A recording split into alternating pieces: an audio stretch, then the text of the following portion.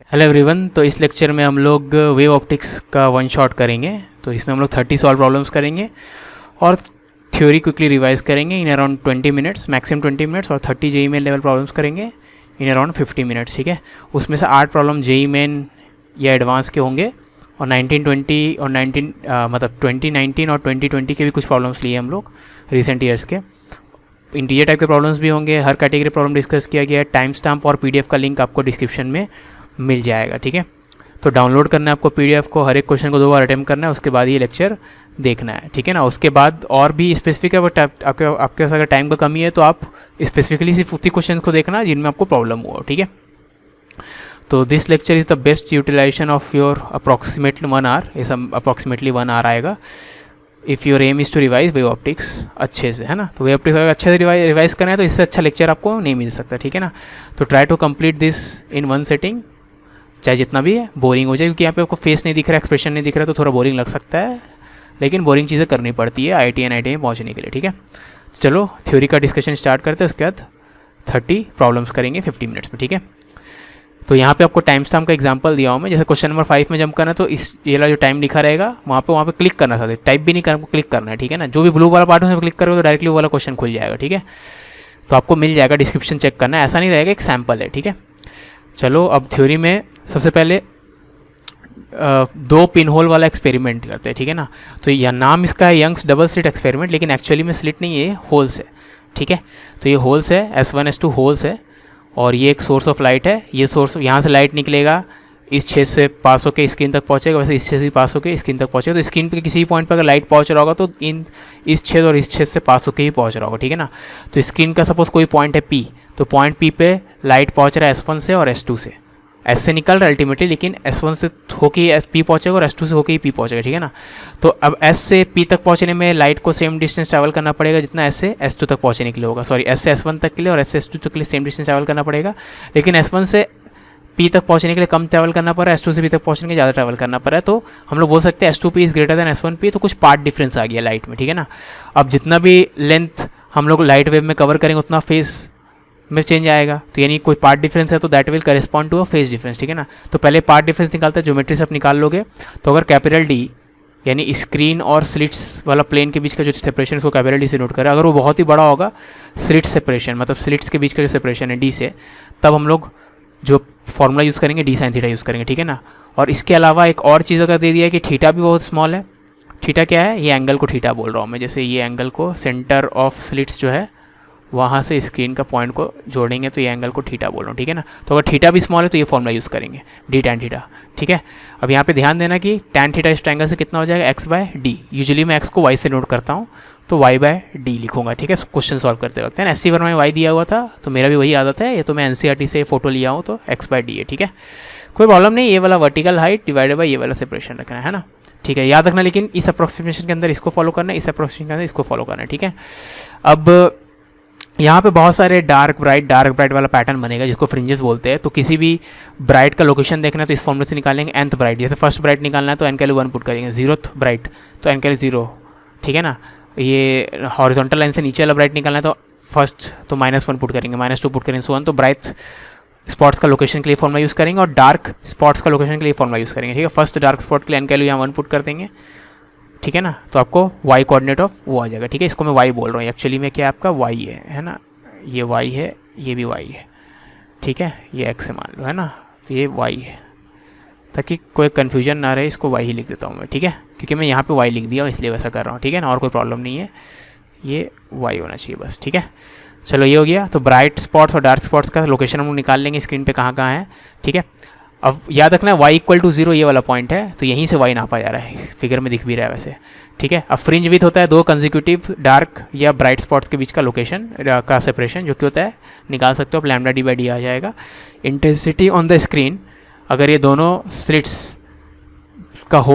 Slits का with equal है तो यहाँ से जो इंटेंसिटी ऑफ लाइट निकल रहा होगा यहाँ से भी उतना इंटेंसिटी ऑफ लाइट निकलेगा।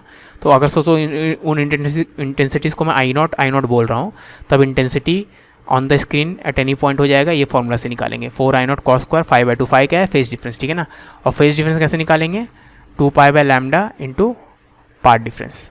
ठीक है, सॉरी उल्टा बोल दिया मैं, फेज डिफरेंस हो जाएगा, सॉरी सही बोला, 2 pi by lambda into path difference, ठीक है ना। पार्ट डिफरेंस मैंने ऊपर में निकाल के दिखा दिया था, इतना आएगा इस अप्रोक्सीमेशन के अंदर, इतना आएगा, उसको यहाँ पुट कर देंगे तो फेज डिफरेंस पता चल जाएगा, ठीक है।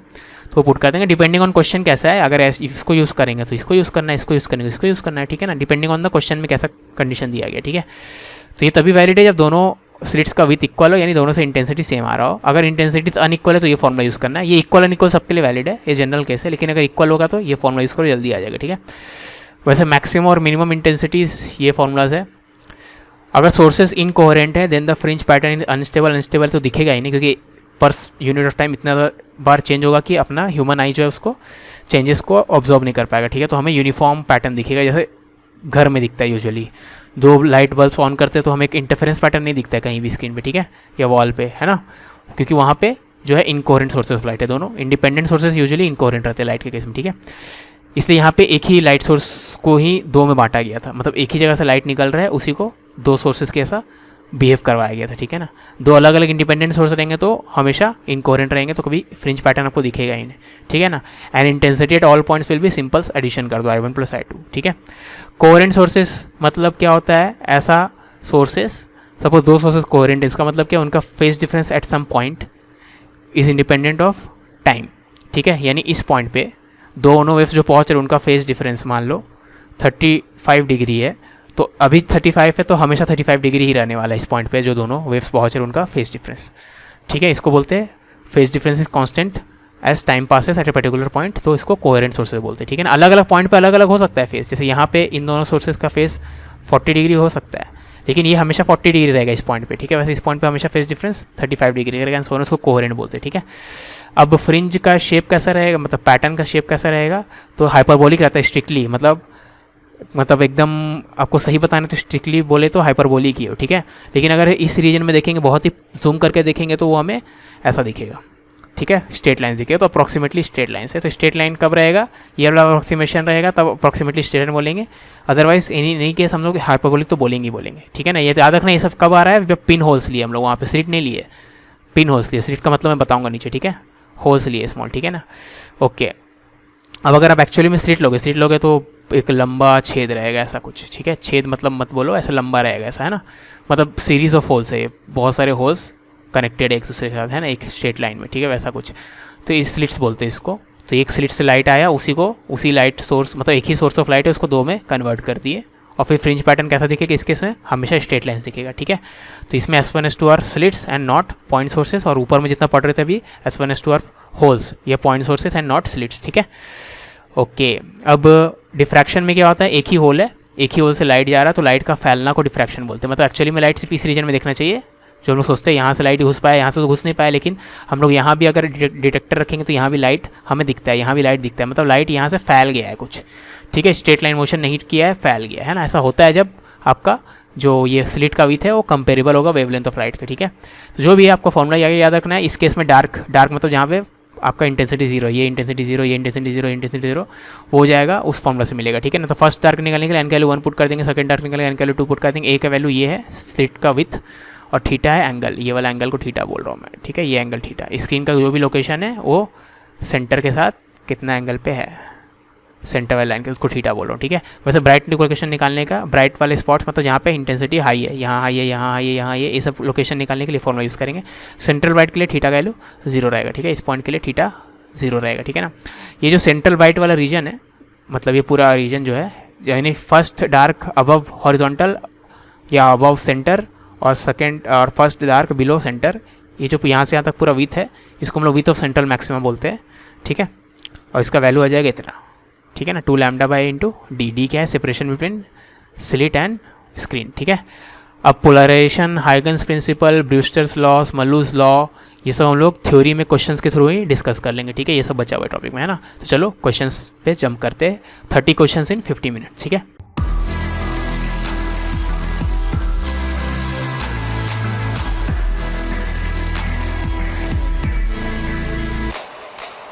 क्वेश्चन नंबर 1 में in the adjacent diagram CP represents a wave front and AO and BP the corresponding 2 rays. तो AO एक रे है, BP एक रे है, और इन रे के परपेंडिकुलर जो वेवफ्रंट बनाया जाता है वो वेवफ्रंट ये है PC किसी मोमेंट में, ठीक है। तो आपको वेवफ्रंट पर तो ध्यान नहीं देना है, ये रे और ये रे क्या है। अब ये रे जो है मिरर से टकरा के यहाँ पहुँचा है और ये रे डायरेक्टली यहाँ पे पहुँचा है। तो पॉइंट P पे अगर आपको कंस्ट्रक्टिव इंटरफेरेंस चाहिए तो थीटा का क्या वैल्यू होना चाहिए, ठीक है। अब पॉइंट P पे ये वाला रे जो पहुँच रहा है, देखो इस लाइन तक CP तक तो ये जितना चला है ये भी उतना ही चला है, तो CP तक कोई पार्ट डिफरेंस नहीं है, ठीक है ना। इस पॉइंट के बाद जो है ये तो यहाँ पहुँच चुका है, लेकिन ये जो है एक्स्ट्रा इतना चला है, ठीक है, और प्लस बीच में रिफ्लेक्ट भी हुआ है ना। अब क्योंकि यहाँ पे हमें कंस्ट्रक्टिव इंटरफेरेंस चाहिए इन दोनों रेस का, तो इसका मतलब है कि इस पॉइंट पे आपका फेज डिफरेंस मल्टीपल ऑफ 2π होना चाहिए ना, 2n π यानी, ठीक है।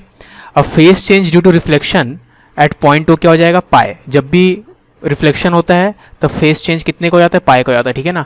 तो ये वाला रे अगर आप देखोगे तो ये एक्स्ट्रा चल भी रहा है और on top of that reflection भी हो रहा है इसका, ठीक है ना। तो इसका एक्स्ट्रा चलने के कारण भी फेज बढ़ गया होगा और रिफ्लेक्शन के कारण फेज पाए से बढ़ गया होगा, तो ओवरऑल फेज और ज़्यादा बढ़ गया होगा, ठीक है। अब phase change due to extra path covered by AC मतलब ये वाला जो रे है ये एक्स्ट्रा पाथ जो कवर किया है टू रीच पॉइंट P, ठीक है ना। तो यानी फेस चेंज कितना होना चाहिए, इतने का होना चाहिए। क्यों? क्योंकि आपको टोटल फेस चेंज यहाँ पे है पॉइंट P पे इतने का, ठीक है ना, सिर्फ रिफ्लेक्शन के कारण इतने का आया है ना। तो यानी इन दोनों का जो डिफरेंस होगा वो पाथ डिफरेंस के कारण आया होगा, ठीक है ना। जो टोटल आया होगा वो तो रिफ्लेक्शन प्लस पाथ डिफरेंस के कारण, ठीक है ना। तो total minus phase change to reflection कर देंगे तो पाथ डिफरेंस के कारण, यानी जो अलग अलग लेंथ कवर कर रहे हैं दोनों वेव्स P पहुँचने से पहले, वो अलग डिफरेंट लेंथ के कारण जो फेज डिफरेंस है वो है इतने का 2n-1, ठीक है ना। ये क्वेश्चन हार्ड है, एडवांस का क्वेश्चन है, ठीक है। तो थोड़ा हार्ड है, लेकिन इसका मतलब मैंने गिव अप कर दो, क्वेश्चन नंबर 1 ही है, ठीक है ना। नहीं समझ में आएगा आगे बढ़ जाना, पहले ट्राई तो करो, समझ में आ जाएगा, ठीक है। ओके, तो हमें ये पता चल गया कि एक्स्ट्रा पाथ चलने के कारण फेज डिफरेंस इतने का है, ठीक है ना। इन दोनों का सब्ट्रैक्शन कर दिए, 2n - π कितना आ गया, ठीक है। अब एक्स्ट्रा पाथ कितना होगा, एक्स्ट्रा पाथ निकालने के लिए ये वाला लेंथ एक्स्ट्रा है C से O तक, C से लेके O तक, O से लेके P तक, तो COP ये लेंथ निकालना होगा, ठीक है ना, यानी CO + OP। अब CO कितना हो जाएगा, तो अब इसी चीज़ को मैं यहाँ पे ड्रॉ किया हूँ COP को। CO कितना हो जाएगा, CO आपका हो जाएगा OP cos 2θ, ठीक है ना। ये OP है, ये 2θ है, ये 90 डिग्री है, तो CO कितना हो जाएगा OP cos 2θ। OP को OP रहने दो, OP को कॉमन ले लो, तो यहाँ पे हो जाएगा 1 + cos 2θ, जो कि होता है 2 cos स्क्वायर θ/2, यानी 2θ का θ/2 करेंगे मतलब हाफ हो जाएगा θ, ठीक है।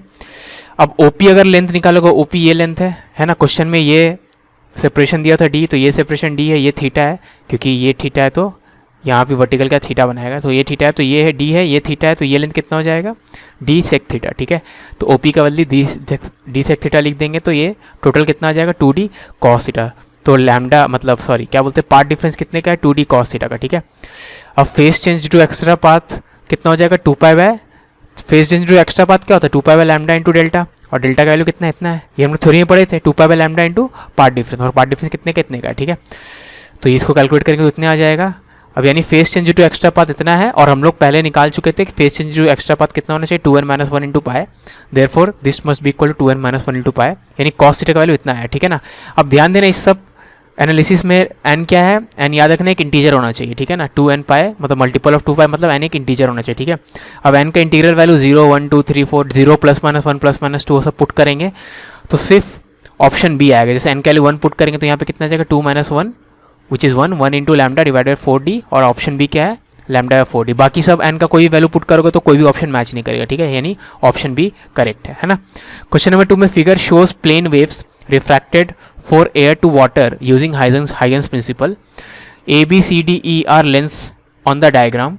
The refractive index of water with respect to air is the ratio, ठीक है। तो अगर आपको ये डायग्राम नहीं दिख रहा तो यहाँ पे बड़ा करके दिखाया हूँ। ये एक वेव फ्रंट आया, ठीक है, ये वेव फ्रंट मतलब ये वाला वेव फ्रंट कहलाएगा परपेंडिकुलर टू रेस, ये वेव फ्रंट है। ये इंसिडेंट रे था, इंसिडेंट रेस के परपेंडिकुलर बना दिया, इंसिडेंट वेव फ्रंट हो गया, और रिफ्रैक्टेड रेस के परपेंडिकुलर कुछ बना दिया तो वो आपका रिफ्रैक्टेड वेव फ्रंट हो गया, ठीक है ना। तो इसको बड़ा करके दिखाएंगे तो ऐसा है, ये इंसिडेंट रे है, ये इंसिडेंट वेव फ्रंट, वैसे ये रिफ्रैक्टेड रे है, रिफ्रैक्टेड रेस के परपेंडिकुलर यानी रिफ्रैक्टेड वेव फ्रंट, ठीक है। अब ये सब आपको लेंथ दिया हुआ है अलग अलग सेक्शन का, जैसे ये वाला लेंथ D है, ये A है, ये C है, ये B है, ये E है, एंड सो ऑन, ठीक है। तो आपसे क्या पूछा है, refractive index of water with respect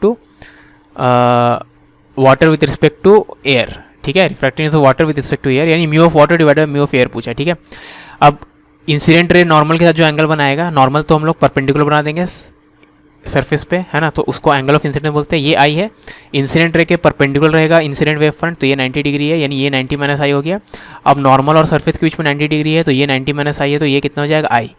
उसी लॉजिक से यहाँ पे ये नॉर्मल और रिफ्रैक्टेड रे के बीच में एंगल आर, ठीक है ना, आपका रिफ्रैक्टेड रे और रिफ्रैक्टेड वेव फ्रंट के बीच में एंगल 90 डिग्री, ठीक है, तो ये आर है, ये 90 डिग्री है ना। अब ये आर है तो ये 90 माइनस आर हो जाएगा, तो ये आर हो जाएगा क्योंकि ये 90 है, ठीक है। तो ये एंगल आई होगा, ये एंगल आर हो गया। अब इस ट्रायंगल से देखेंगे तो साइन आई क्या हो जाएगा, साइन आई हो जाएगा परपेंडिकुलर बाय हाइपोटेन्यूज यानी बी बाय सी। वैसे इस ट्रायंगल से देखेंगे तो साइन आर क्या हो जाएगा, परपेंडिकुलर यानी डी डिवाइडेड बाय हाइपोटेन्यूज यानी सी, ठीक है ना।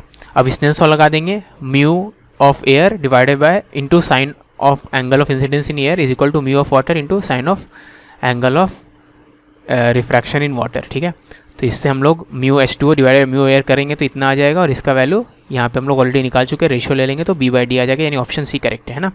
क्वेश्चन नंबर 3 में 2 identical narrow slits S1 and S2 are illuminated by light of wavelength lambda from a point source P, ठीक है। तो यहाँ पे एक सोर्स ऑफ लाइट है, तो यहाँ से रेस पॉइंट O तक पहुँच रहा है, तो S1 वाले स्लिट से ही पहुँच सकता है और S2 वाले स्लिट से ही पहुँच सकता है।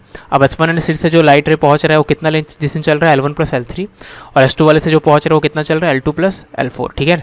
तो पार्ट डिफरेंस कितने का है, पार्ट डिफरेंस में हमेशा बड़ा वाला माइनस छोटा वाला करना, ठीक है, आसान रहेगा। तो बड़ा वाला लेंथ कितने का है, L1 प्लस L3 का, छोटा वाला लेंथ कितने का, L2 प्लस L4 का है, तो इनका पार्ट डिफरेंस हो जाएगा दिस माइनस दिस, ठीक है ना, L1 plus L3 minus L2 plus L4, है ना। तो ये हो गया पार्ट डिफरेंस। आपको बोला गया डिस्ट्रक्टिव इंटरफेरेंस चाहिए एट पॉइंट Q, तो इस पॉइंट पर डिस्ट्रक्टिव इंटरफेरेंस चाहिए, मतलब पार्ट डिफरेंस आपका odd multiple of lambda by 2 होगा, ठीक है ना। पार्ट डिफरेंस हम लोग ऑलरेडी निकाल चुके थे, that should be equal to odd multiple of lambda by 2, ठीक है ना। ऑड को कैसे लिख सकते हैं, 2n माइनस 1 या 2n प्लस 1 कैसे भी लिख सकते हैं, तो यहाँ पे 2n प्लस 1 के फॉर्म में है, तो ऑप्शन डी करेक्ट है, ठीक है। क्वेश्चन नंबर 4 में in Young's double slit experiment how many maxima can be obtained on the screen if wavelength of light used is 200 nanometre and distance between the slits, small d क्या होता है, distance between the slits क्या है, 700 nanometre, ठीक है। तो मान लो ये स्क्रीन है, ये दो स्लिट्स है ना। तो हम लोग अगर मैक्सिमम पार्ट डिफरेंस देखा जाए तो मिनिमम पार्ट डिफरेंस तो स्क्रीन के सेंटर पे आता है, वहाँ पे ये पाथ और ये पाथ इक्वल हो जाता है, ठीक है ना।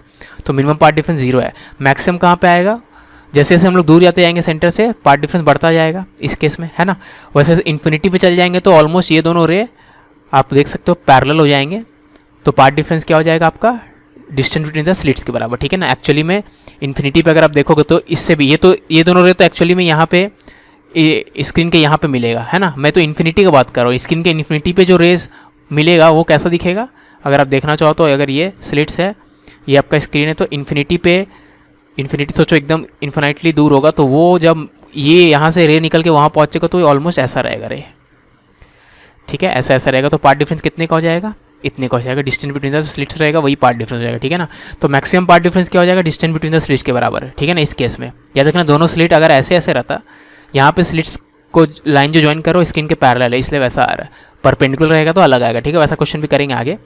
तो यहाँ पे मैक्सिमम पार्ट डिफरेंस क्या हो सकता है, डिस्टेंस बिटवीन द स्लिट्स के बराबर, विच इज S1 S2, और S1 S2 का वैल्यू मतलब डिस्टेंस बिटवीन द स्लिट्स यानी D यानी 700 नैनोमीटर, ठीक है। अब फॉर कंस्ट्रक्टिव इंटरफेरेंस क्या होता है, पार्ट डिफरेंस एन लैम्डा के बराबर होता है यहाँ से, यानी अगर डेल्टा का मैक्सिमम वैल्यू लेंगे तो लैम्डा का ही एन का ही मैक्सिमम वैल्यू लेना पड़ेगा, लैम्डा तो फिक्स है, एन का वैल्यू हम लोग चेंज कर सकते हैं, ठीक है ना। अलग अलग पॉइंट के लिए एन का वैल्यू अलग अलग रहेगा, है ना। तो यानी यहाँ से एन का मैक्सिमम वैल्यू क्या आ जाएगा, डेल्टा का maximum value divided by lambda. Delta का मैक्सिमम वैल्यू कितना है, 700 नैनोमीटर है, और लैम्डा वेवलेंथ का वैल्यू दिया हुआ आपको 200 नैनोमीटर, पुट करेंगे 3.55, ठीक है ना। लेकिन एन एक इंटीजर है तो यानी एन का मैक्सिमम वैल्यू क्या हो सकता है, 3 हो सकता है, ठीक है ना। 4 तो हो नहीं सकता क्योंकि एन मैक्सिमम वैल्यू 3.5 ले सकता है, लेकिन एन एक इंटीजर है तो 3.5 से के क्लोजेस्ट इंटीजर क्या है, जो 3.5 से छोटा भी वो क्या है, 3 है, ठीक है ना। तो एन का मैक्सिमम वैल्यू 3 हो सकता है, ठीक है। अब यानी इस इक्वेशन से हम लोग को पता था कि कंस्ट्रक्टिव इंटरफेरेंस होने के लिए एन का वैल्यू इंटीजर होना चाहिए, हमें पता है पहले से। कंस्ट्रक्टिव इंटरफेरेंस तब होता है जब part difference is multiple of lambda, यानी एन का वैल्यू इंटीजर होना चाहिए, और हमें पता चल गया कि एन का मैक्सिमम वैल्यू 3 हो सकता है, ठीक है। तो यानी -3 से लेकर 3 तक हर एक वैल्यू एन ले सकता है, इंटीग्रल वैल्यू, ताकि आपका कंस्ट्रक्टिव इंटरफेरेंस आए, ठीक है ना। तो इन सब वैल्यूज़ एन जब ये सब वैल्यू लेगा तब तक आपका स्क्रीन पर कंस्ट्रक्टिव इंटरफेरेंस उन सब पॉइंट्स पे करस्पॉन्डिंग पॉइंट्स पे दिखेगा। तो ये कितने वैल्यूज़ है यहाँ पे, 7, ठीक है। तो आपका कितना मैक्सिमम दिखेगा, 7 दिखेगा, है ना। अब याद रखना हम लोग पॉजिटिव वाला साइड में निकाल लिए थे एन का मैक्सिमम वैल्यू, वैसे नेगेटिव वाले साइड में एन का आप मैक्सिमम वैल्यू निकालोगे तो -3 आएगा, ठीक है। समझ में आ रही बात? ओ मैक्सिमम वैल्यू वहाँ पे कितना रहेगा, -3 रहेगा, है ना। तो वैसे करके 3 से लेकर -3 के बीच में, यानी ऐसा आएगा, ठीक है। सिमेट्रिक रहता है ऊपर और नीचे, तो इसलिए मैं नीचे के लिए नहीं निकाला, निकालेंगे तब भी वही आएगा, ठीक है। ओके आगे बढ़ते। तो 7 मैक्सिमास, ठीक है। 7 मैक्सिमास मतलब आपका आंसर हो जाएगा 7। आपसे पूछा था नंबर ऑफ मैक्सिमा, तो 7 हो गया, ठीक है। Okay moving on question number 5 में, in Young's double slit experiment the distance between the 2 identical slits it's is 6.1 times larger than the slit width, ठीक है। अब स्लिट का विथ को मैं ए से दिखा रहा हूँ, तो स्लिट्स के बीच का सेपरेशन डी जो है वो है 6.1 टाइम्स ए, क्वेश्चन ने बोल दिया, ठीक है ना। 6.1 टाइम्स स्लिट का विथ, ठीक है ना। तो डिस्टेंस बिटवीन द स्लिट यानी d, small d is equal to 6.1 times slit width यानी ए, ठीक है। तो then the number of intensity maxima observed within the central maxima of single slit diffraction pattern, ठीक है। तो इस case में आपका जो भी पैटर्न बनेगा, आपको पता है पैटर्न जो बनेगा ऐसा ऐसा पैटर्न बनेगा। यहाँ पे तो इंटेंसिटी यूनिफॉर्म रहता है, मतलब पीक्स का हर जगह पीक का इंटेंसिटी सेम रहता है, ठीक है। ऐसा कुछ बनेगा, है ना। अब अगर सिंगल स्लिट का एक्सपेरिमेंट करते हैं, मान लो एक सिंगल स्लिट लिए, सेम सेटअप है, सिंगल स्लिट है, मतलब इसको फिल कर दिए, मान लो भर दिए। सिंगल स्लिट एक्सपेरिमेंट में आपका पैटर्न कुछ ऐसा आता है, इंटेंसिटी जो है, इंटेंसिटी का पीक्स जो है वेरी करते रहता है ना, अलग अलग मतलब अलग अलग पीक्स अलग अलग हाइट का रहता है, ठीक है ना। इसको सेंट्रल विथ बोलते हैं, ठीक है, सेंटर ब्राइट रीजन, है ना। तो अगर सिंगल स्लिट एक्सपेरिमेंट में जो सेंटर ब्राइट का जो लेंथ है, सेंटर ब्राइट का जो रीजन है, उतने लेंथ में इसका कितना आने वाला है, मतलब ये लेंथ 2 थीटा डी है ना, तो 2 थीटा डी लेंथ में कितना आने वाला है, ठीक है। यही आपसे पूछा गया, 2 थीटा डी लेंथ में कितना नंबर ऑफ मैक्सिमा इसका आने वाला है, कितना पीक्स आने वाला है, यही क्वेश्चन है, समझ में आया ना, ठीक है ना। तो सिंगल स्लिट के को यूज़ करके हम लोग यहाँ पे पहले सेंट्रल मैक्सिमा का विथ निकाल लेंगे और फिर देखेंगे इस विथ में ऐसे ऐसे कितने कितने पीक्स आ सकते हैं, ठीक है ना। तो ये विथ कैसे निकालते हैं सेंट्रल मैक्सिमा का, तो पता है ये एंगल अगर थीटा है तो ये भी थीटा आता है, क्योंकि सिमेट्रिक रहता है ऊपर नीचे, ठीक है। अब थीटा हम लोग निकाल लेते हैं कैसे, थीटा आपका होता है लैम्डा बाय ए, ठीक है ना। तो ये टोटल एंगल 2 थीटा हो गया। अब याद रखना ये लेंथ आप अप्रॉक्सीमेटली एक सर्कल का आर्क बोल सकते हो, क्योंकि थीटा बहुत छोटा रहता है, ठीक है। कैलकुलेट करके देख लेंगे आगे, थीटा छोटा ही आएगा, तो ये पूरा लेंथ हो जाएगा, एंगुलर विथ हो जाएगा इस रीजन का 2 थीटा, और क्योंकि ये डिस्टेंस डी है तो ये आर्क लेंथ हो जाएगा एंगल इंटू लेंथ, यानी 2 थीटा इंटू डी, यानी ये 2 थीटा डी, ठीक है। ओके सिंगल स्लिट से हम लोग निकाल लिए कि सेंट्रल मैक्सिमा का विथ कितना है, ठीक है ना। ओके अब नंबर ऑफ फ्रिंजेस पूछा गया था आपसे, कितना हटेगा, तो नंबर ऑफ फ्रिंजेस मतलब नंबर ऑफ इंटेंसिटी मैक्सिमा, ठीक है ना, क्योंकि एक फ्रिंज में एक इंटेंसिटी मैक्सिमा और एक इंटेंसिटी मिनिमा रहता है, ठीक है ना। तो नंबर ऑफ फ्रिंजेस मतलब नंबर ऑफ इंटेंसिटी मैक्सिमा या नंबर ऑफ इंटेंसिटी मिनिमा, जो करना कर लो, ठीक है। ओके तो नंबर ऑफ फ्रिंजेस पूछा है, तो हम लोग क्या करेंगे, ये वाला विथ में कितना नंबर ऑफ फ्रिंजेस होगा, ठीक है ना। तो एक फ्रिंज का विथ होता है बीटा, तो नंबर ऑफ फ्रिंजेस कितना हो जाएगा, total with divided by beta, ठीक है ना। यहाँ पे मैं बोलना चाहता हूँ कि ये डिस्टेंस क्या होता है, बीटा होता है। एक पीक से दूसरे पीक के बीच का सेपरेशन क्या होता है, बीटा होता है, ठीक है। तो कितना हो जाएगा, दिस डिवाइडेड बाय बीटा, यही पूछा था आपसे कि इतने लेंथ में कितना पीक्स हटेगा, है ना। अब 2 पीक्स के बीच का सेपरेशन बीटा है, तो कितना पीक्स हटेगा, दिस बाय दिस, ठीक है। अब थीटा का वैल्यू क्या होता है, लैम्डा बाय, हमें पता है सिंगल स्लिट से थीटा का वैल्यू क्या होता है, लैम्डा बाय, तो उसको लैम्डा बाय पुट कर दिए, डी को डी रहने दिए, और बीटा आपको पता है कि डबल स्लिट वाला एक्सपेरिमेंट में बीटा कितना होता है, बीटा होता है फ्रिंज विथ कितना होता है, lambda capital D by small D, ठीक है। तो इसको सिंप्लीफाई करेंगे तो इतना आ जाएगा 2 into distance between the slits, जो कि 6.1 ने दिया गया, divided by width of slit, जो कि ए हम लोग माने हैं, तो इसको कैलकुलेट करेंगे तो 12.2 आएगा, ठीक है ना। तो नंबर ऑफ फ्रिंजेस, नंबर मतलब इंटीजर होना चाहिए, तो 12.2 मतलब यानी क्लोजेस्ट वैल्यू क्या है, 12 है, यानी 12 होना चाहिए, ठीक है। क्वेश्चन नंबर 6 में, a ray of light is incident from denser to a rare medium, तो ये डेंसर मीडियम है, रेयर मीडियम में रे ऑफ लाइट इंसिडेंट की हम लोग। The critical angle for total internal reflection is denoted by this and Brewster angle is denoted by this, और इनका ratio दिया हुआ है। तो रिलेटिव रिफ्रैक्टिव इंडेक्स यानी रिफ्रैक्टिव इंडेक्स का रेशियो क्या है, ठीक है। अब लाइट रे डेंसर से रेयर में जा रहा है, ठीक है ना। अब याद रखना कहीं से भी कहीं जाए आपका रिफ्लेक्शन तो हमेशा होता है थोड़ा सा, है ना, थोड़ा कुछ लाइट रे रिफ्लेक्ट हो जाता है, कुछ चला जाता है, ट्रांसमिट हो जाता है। खाली टोटल इंटरनल रिफ्लेक्शन केस में पूरा का पूरा रिफ्लेक्ट हो जाता है। यहाँ कहीं नहीं बोला है कि angle of incidence critical angle के बराबर या उससे बड़ा है, ठीक है। तो हम लोग जनरल केस ले रहे हैं, लाइट रे कुछ रिफ्लेक्ट हुआ है, कुछ रिफ्रैक्ट हुआ है, तो ये जो एंगल है इसको एंगल ऑफ ब्रूस्टर एंगल बोलते हैं। इस केस में क्या होता है, आपका रिफ्लेक्टेड रे और रिफ्रैक्टेड रे के बीच में एंगल 90 डिग्री होता है। ये वाला आपका पार्शियली आपका क्या बोलते हैं पार्शली, क्या बोलते हैं उसको, पोलराइज होता है, ये फुल्ली पोलराइज होता है एंड सो ऑन। उसका मतलब नहीं, उसका जरूरत नहीं है यहाँ पे, आपको ब्रिस्टर एंगल बोला इसलिए मैं ऐसा ड्रॉ किया, 90 डिग्री होना चाहिए, ठीक है, रिफ्लेक्टेड और रिफ्रैक्टेड के बीच में 90 डिग्री, ठीक है। अब angle of incidence equal to angle of reflection, यानी इसको आई भी बोल रहे हो तो इसको भी आई भी बोलेंगे। और सपोज एंगल ऑफ रिफ्रैक्शन आपका आर है, क्योंकि ये 90 डिग्री है, तो this r plus i b must be equal to other 90, क्योंकि टोटल 180 होना है, इतना 90 हो गया, यानी ये एंगल और ये एंगल मिलकर 90 बनाएंगे, यानी आर का वैल्यू 90 माइनस आई बी होना चाहिए, ठीक है। ओके चलो, अब यानी हम लोग सबसे पहले स्नेल्स लॉ लगाते हैं। तो यहाँ का म्यू इंटू यहाँ का एंगल साइन, और यहाँ का म्यू इंटू यहाँ का साइन ऑफ एंगल, तो इससे ये आ जाएगा, ठीक है ना। तो म्यू डी मतलब डेंसर मीडियम का म्यू, और म्यू आर मतलब रेयरर मीडियम का। अब आर का बदली में बोला था 90 माइनस आई बी होगा, तो आर का बदली 90 माइनस आई बी लिख देंगे, और sine of 90 minus I B मतलब कॉस आई बी, ठीक है। तो this is equal to this आ गया। अब साइन बाय कॉस करेंगे तो टैन आ जाएगा, है ना, तो tan i b is equal to this, ठीक है ना। अब सपोज इसको हम लोग म्यू बोल रहे हैं, लेटर सपोज कि इसका वैल्यू क्या है, म्यू है, ठीक है ना। अब टैन आई बी अगर म्यू है तो साइन आई बी क्या हो जाएगा, क्योंकि टैन होता है पी बाय बी, तो साइन हो जाएगा आपका पी बाय एच, पी तो आपका म्यू मान लो, एच क्या हो जाएगा, यहाँ नीचे 1 है तो square root of mu square plus 1 square, ठीक है ना। P square plus b square का स्क्वायर रूट ले लिया, तो साइन आई बी इतना हो गया, है ना। अब साइन ऑफ क्रिटिकल एंगल क्या होता है, mu of rare divided by mu of denser, हमेशा साइन ऑफ क्रिटिकल एंगल मतलब छोटा म्यू डिवाइडेड बाय बड़ा म्यू, तो mu rare divided by mu denser, और mu rare divided by mu denser को हम लोग क्या बोल रहे थे, म्यू बोल रहे थे, मतलब sine of critical angle mu है, ठीक है। अब क्वेश्चन में बोला गया था क्रिटिकल एंगल का sine divided by Brewster angle का साइन, तो क्रिटिकल एंगल का साइन मैं आई नहीं लिख रहा हूँ, कन्फ्यूजिंग लग सकता है, इसलिए क्रिटिकल एंगल का sine divided by Brewster angle का साइन इज इक्वल टू दिया हुआ था 1.28। क्रिटिकल एंगल का साइन को हम लोग म्यू से डिनोट करेंगे, म्यू से रिप्लेस करेंगे, और ब्रूस्टर एंगल का साइन को इससे, ठीक है। तो ये रेशियो लेंगे तो क्या आ जाएगा आपका 1 plus mu square is equal to this, यानी म्यू का वैल्यू आ जाएगा आपका 0.8, यानी ऑप्शन सी करेक्ट है। 2 point monochromatic and coherent sources of light of wavelength lambda are placed on the dotted line in front of a large screen, ठीक है। अब देखो यहाँ पे सोर्सेस ऐसे पोजिशन है, मतलब सोर्सेस को जो लाइन से ज्वाइन करेंगे वो लाइन परपेंडिकुलर टू स्क्रीन है, ठीक है। ये जनरली जो हम लोग पढ़ते हैं बुक में उससे अलग है ना, ठीक है। तो इस पर थोड़ा सोचना होगा। The source emit waves in phase which is other, ठीक है। तो यहाँ से जब निकल रहे तो फेज में बोल दिया गया है। The distance between S1 and S2 is D, तो इनके बीच का सेपरेशन D दिया है, while their distance from the screen is much larger, ठीक है। स्क्रीन से डिस्टेंस जो है बहुत ही बड़ा है ना। तो अगर आपको 4 यहाँ पे स्टेटमेंट दिया है तो which is the set of correct statement, ठीक है। तो इन चारों स्टेटमेंट्स में कौन सही है पता करना है, और उसके हिसाब से करेक्ट ऑप्शन करेक्ट चूज़ करना है, ठीक है।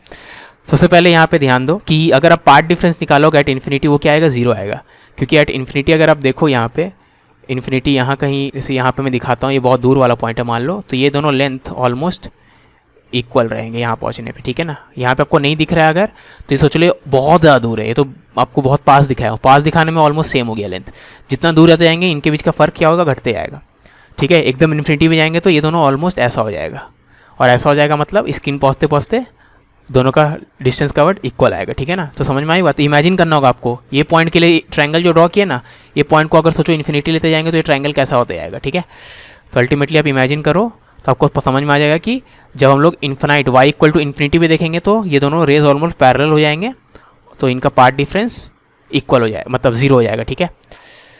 तो पार्ट डिफरेंस एट इन्फिनिटी 0 हो जाएगा, यानी डेल्टा का मैक्सिमम वैल्यू कहाँ पे, पॉइंट O पे है, ठीक है ना। क्योंकि यहाँ से जैसे दूर जाते जा रहे पार्ट डिफरेंस घट घट के 0 हो गया, यानी इस पॉइंट पे पार्ट डिफरेंस मैक्सिमम है, जो क्या आपको दिख रहा होगा। पार्ट डिफरेंस पॉइंट पे आप देखोगे तो ये S2 वाला रे इतना ही चला, S1 वाला रे यहीं से चलेगा, लेकिन मैं थोड़ा ऊपर ड्रॉ कर रहा हूँ, ऐसा चलेगा, ठीक है। तो इस केस में ही मैक्सिमम डिफरेंस इन लेंथ आएगा।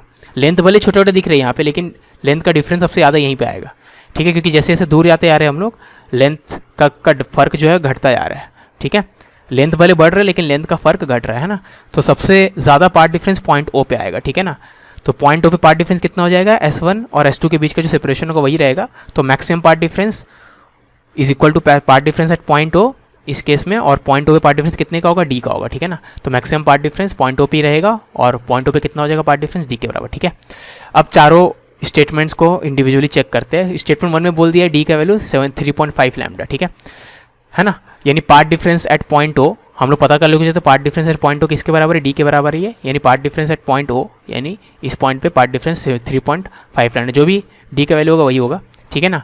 अब ये वाला चीज़ पार्ट डिफरेंस है अगर पॉइंट O पे, अब ये चीज़ क्या है, odd multiple of lambda by 2 है। ये 3.5 लैम्डा मतलब क्या, 7 लैम्डा बाई 2, यानी 7 क्या है, ऑड मल्टीपल ऑफ लैम्डा 2, ठीक है ना।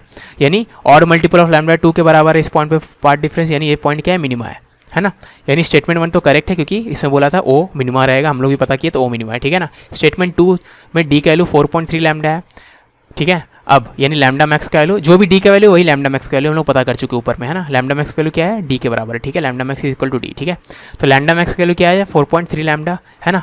अब फॉर डिस्ट्रक्टिव इंटरफेरेंस क्या क्या लैम्डा क्या क्या वैल्यू हो सकता है डेल्टा का, ठीक है। लैम्डा मैक्स क्यों बोल रहा हूँ मैं, डेल्टा मैक्स का वैल्यू 4.3 लैम्डा। अब डिस्ट्रक्टिव के लिए क्या चाहिए होता है, डिस्ट्रक्टिव के लिए चाहिए होता है आपका 0.5 लैम्डा के फॉर्म में हो, ठीक है ना। तो प्लस माइनस 3.5 लैम्डा, क्योंकि मैक्सिमम इतना हो सकता है तो प्लस 4.3 लैम्डा से लेके माइनस 4.3 लैम्डा के बीच में, क्योंकि ऊपर जितना होगा उतना ही नीचे रहेगा, ठीक है ना। तो प्लस 4.3 लैम्डा से लेके माइनस 4.3 लैम्डा के बीच में कौन कौन सा वैल्यूज आएगा, इतना आएगा, ठीक है ना। तो यानी कितने वैल्यूज यहाँ पे आ जाए, टोटल 8 आ गए। 4 वैल्यूज है, सब में प्लस माइनस का साइन, टोटल 8 वैल्यू, ठीक है ना। तो 8 वैल्यूज मिल रहे हैं 0.5 लैम्डा वाला के फॉर्म में, यानी 8 जगह डिस्ट्रक्टिव होने वाला है, ठीक है। तो टोटल नंबर ऑफ मिनिमा कितना हो जाएगा, 8 हो जाएगा। समझ में आई बात। अब यानी स्टेटमेंट 2 भी करेक्ट था। स्टेटमेंट 3 में डी का वैल्यू 7 लैम्डा है, यानी पार्ट डिफरेंस एट पॉइंट हो जाएगा 7 लैम्डा, यानी ओ क्या है, मैक्सिमा है, क्योंकि this is multiple of lambda. Multiple of lambda है मतलब पॉइंट ओ पे मैक्सिमा रहेगा, ठीक है। वैसे डी पे बोला गया लैम्डा है, डी मतलब फोर्थ ऑप्शन में बोला गया है, फोर्थ स्टेप में बोला गया डी का वैल्यू लैम्डा है, यानी डेल्टा का मैक्सिमम वैल्यू यानी पार्ट डिफरेंस का मैक्सिमम वैल्यू लैम्डा है। फॉर कंस्ट्रक्टिव इंटरफेरेंस डेल्टा क्या हो सकता है, 0 plus minus lambda plus minus 2 lambda plus minus 3 lambda so on, लेकिन मैक्सिमम वैल्यू ही लैम्डा है तो 0 और लैम्डा ही ले सकते हैं हम लोग, है ना, ठीक है ना। 2 लैम्डा 3 लैम्डा सब नहीं आएगा। जैसे यहाँ पे 4.3 था तो 4.3 से कम वाले वैल्यूज ही ले रहे थे, ठीक है ना। 0.5 वाले टाइप का 4.3 से कम में ही ले रहे थे, यानी 3.5 2.5 1.5 0.5 सो ऑन उस टाइप का, ठीक है। तो वैसे यहाँ पे मैक्सिमम लैम्डा है तो लैम्डा और 0 ले सकते, ठीक है। लेकिन डेल्टा का वैल्यू 0 कहाँ पे होगा, इन्फिनिटी पे होगा। तो इन्फिनिटी को तो हम लोग काउंट नहीं कर सकते क्योंकि इन्फिनिटी तक तो देख ही नहीं पाएंगे, ठीक है ना। इनफैक्ट इन्फिनिटी तक तो लाइट रे पहुँच भी नहीं पाएगी, ठीक है। इन्फिनाइट डिस्टेंस जाने में इन्फिनाइट टाइम लगेगा, वो तो थ्योरेटिकली हम लोग खाली बोलते हैं। तो डेल्टा का वैल्यू 0 है एट इन्फिनिटी, जिसको काउंट नहीं करेंगे तो इसको काउंट भी नहीं करना है, तो आपको डेल्टा का वैल्यू सिर्फ लैम्डा लेना है, ठीक है ना। समझ में आई बात, जबकि यानी ओनली 1 मैक्सिमा, ठीक है। याद रखना प्लस माइनस लैम्डा मत लेना, क्योंकि आपका लैम्डा का वैल्यू मतलब डेल्टा मैक्स का वैल्यू लैम्डा तो स्क्रीन के सेंटर पे हो रहा है। प्लस माइनस तब होता है एक ऊपर हो रहा है एक नीचे हो रहा है, तो उसके लिए प्लस माइनस करते हैं, ठीक है ना। यहाँ स्क्रीन के सेंटर पे हो रहा है इसलिए सिर्फ लैम्डा लिए, प्लस माइनस लैम्डा नहीं लिए। समझ में आई बात, ठीक है।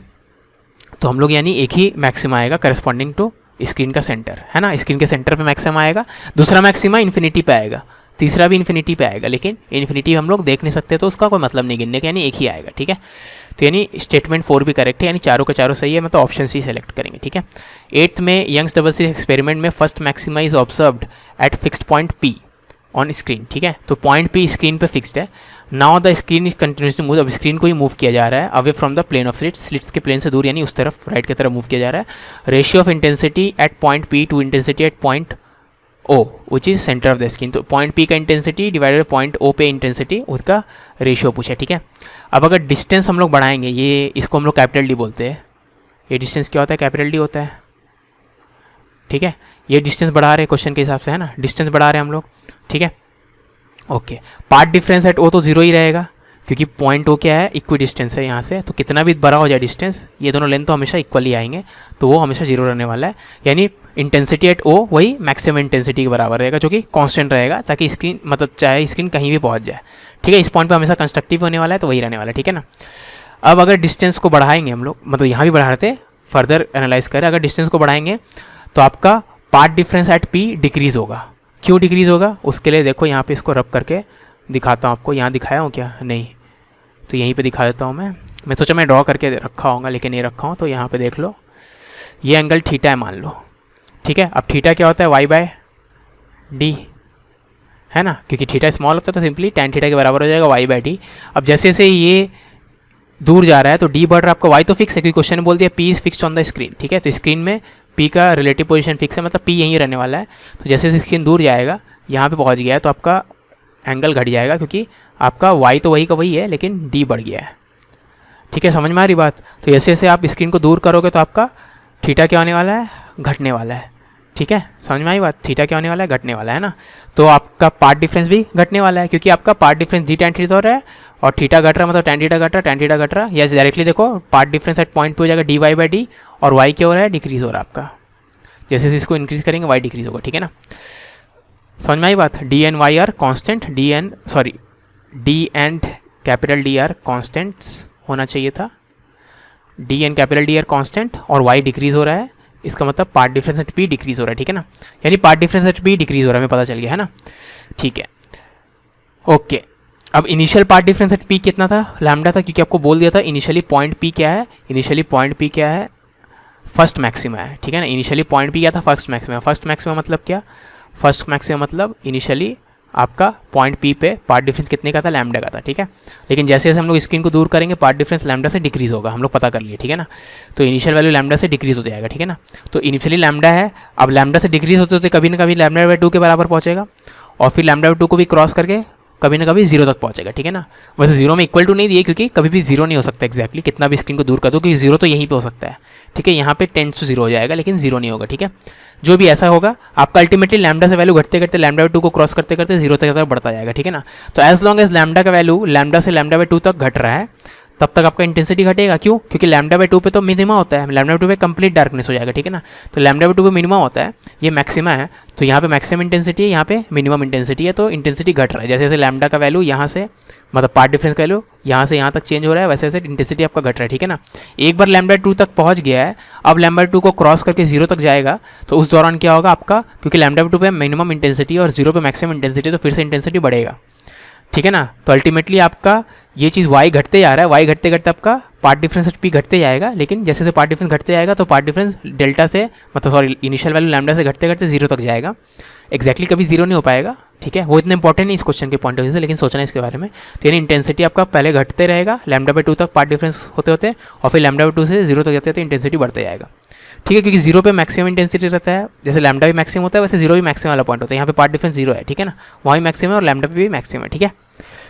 तो यानी आपका इंटेंसिटी घटेगा पहले फिर बढ़ेगा, तो intensity first decreases then increases, यानी ऑप्शन सी करेक्ट है, ठीक है। क्वेश्चन नंबर 9 में 2 stars are 10 light years away from earth.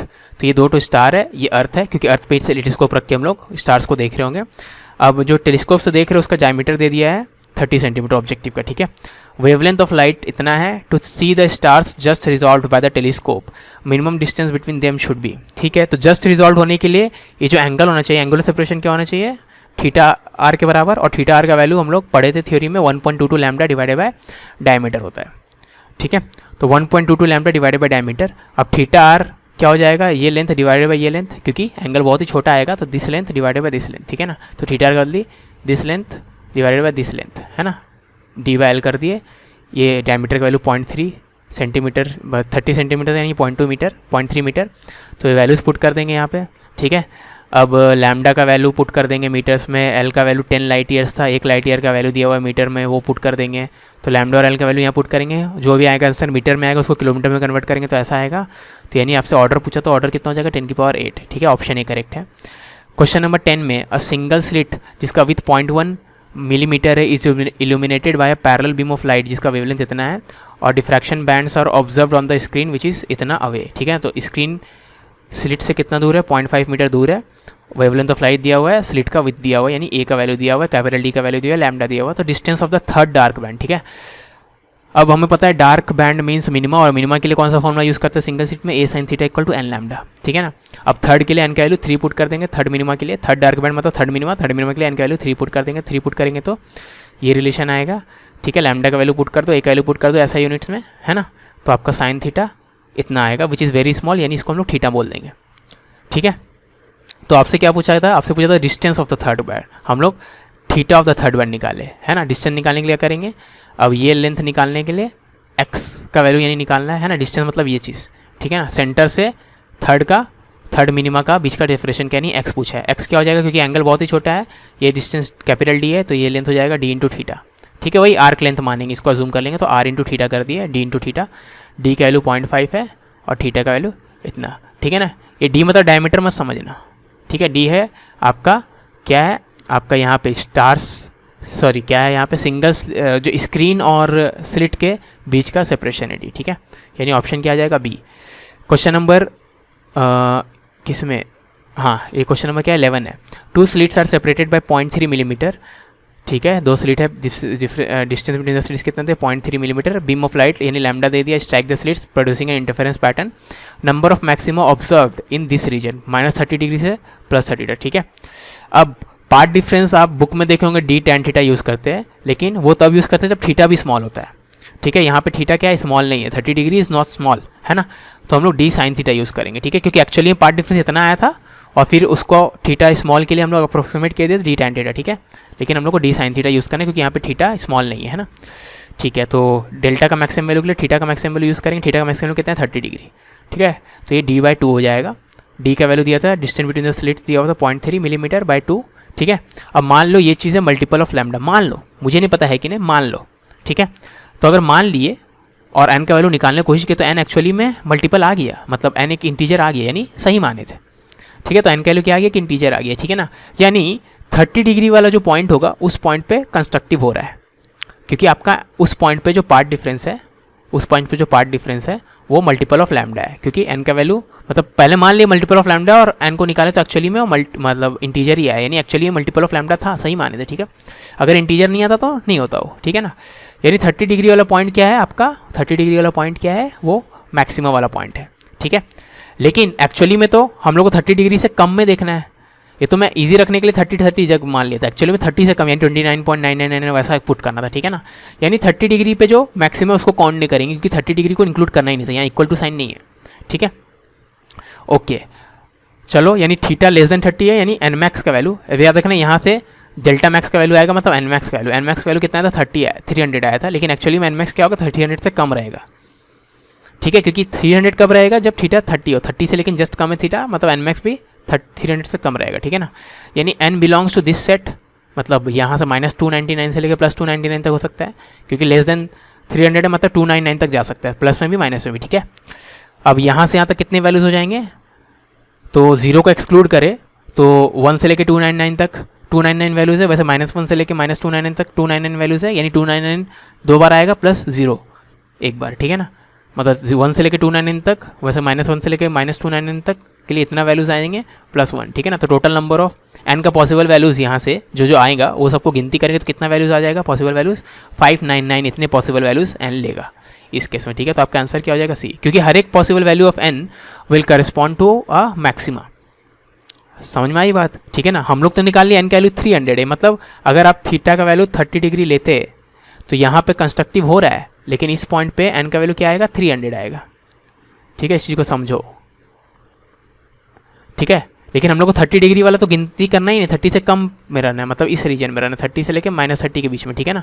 तो n = 300 है, यहाँ पे n का वैल्यू क्या होता है 0 होता है, तो इससे नीचे में n = 299 रहेगा, 298 रहेगा, वैसे करते 0 तक जाना है, फिर -1 -2 वैसे कर सकते हैं -299, और ये पॉइंट फिर से आपका -300 होगा, जो को एक्सक्लूड करने क्योंकि वो -30 पे होगा, ठीक है। समझ में आई बात। तो सबको गिनेंगे तो कितने वैल्यूज आएंगे n के, इतने आएंगे, इतने इंटीग्रल वैल्यू पॉसिबल, मतलब इतने मैक्सिमास पॉसिबल है, ठीक है। क्वेश्चन नंबर 12 में in the figure shown if a parallel beam of white light is incident on the plane of the slits then the distance of the white spot on the screen from O is, ठीक है। तो parallel beam of light जैसे normally करते वही की है हम लोग, ठीक है ना।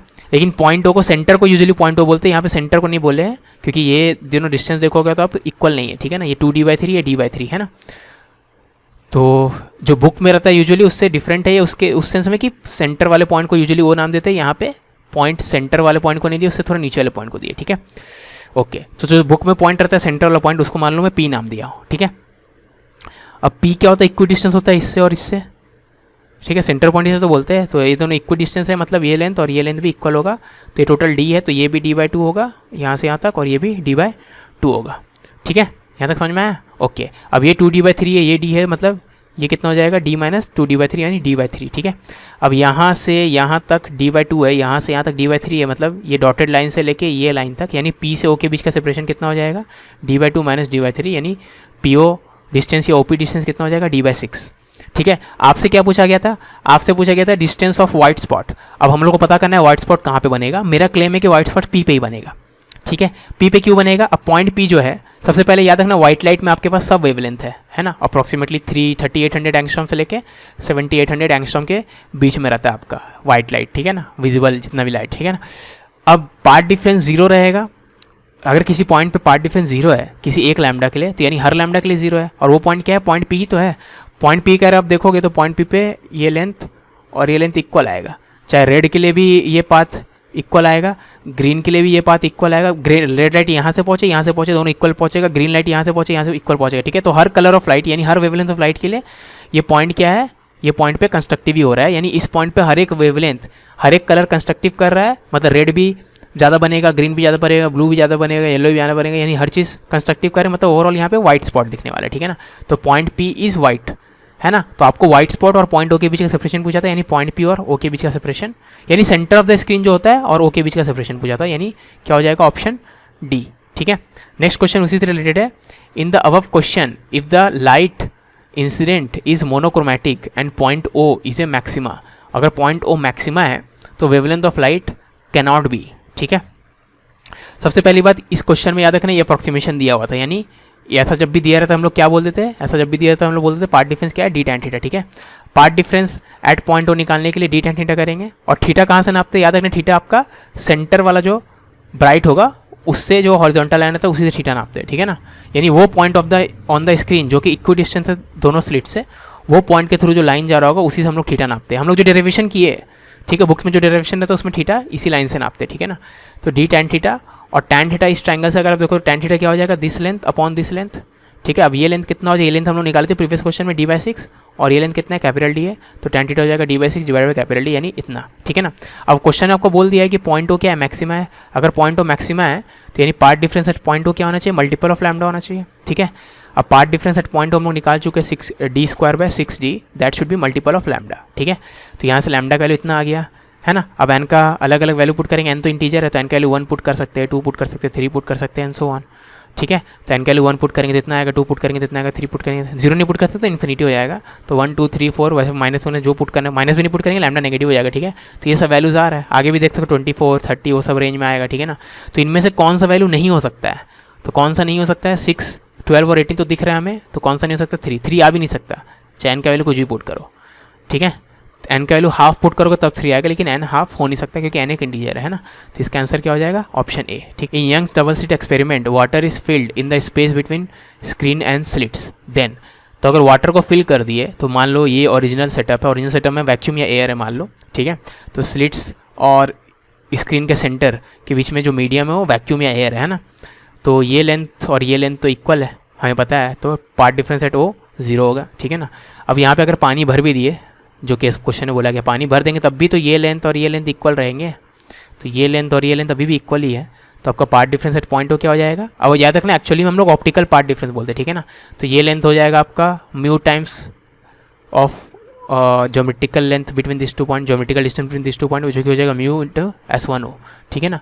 अगर मीडियम का कोएफिशिएंट मतलब रिफ्रैक्टिव इंडेक्स म्यू है तो आपका ज्योमेट्रिक लेंथ हो जाता है म्यू टाइम्स, ज्योमेट्रिक ने ऑप्टिकल लेंथ होता है म्यू टाइम्स ज्योमेट्रिक लेंथ, ठीक है ना। तो ये लेंथ हो जाएगा म्यू इंटू S1O और ये लेंथ हो जाएगा म्यू इंटू S2O, ठीक है। ऑप्टिकल लेंथ समझ लो, लाइट जितना पाथ चलता है उसको ऑप्टिकल लेंथ बोलते हैं एक सेंस में, ठीक है, इजी रखने के लिए। तो ये हो गया, तो म्यू तो क्योंकि पूरा ही वाटर से भरा है, ऊपर भी नीचे भी हर जगह म्यू भी सेम रहेगा, तो ये फिर से 0 ही आएगा, ठीक है ना।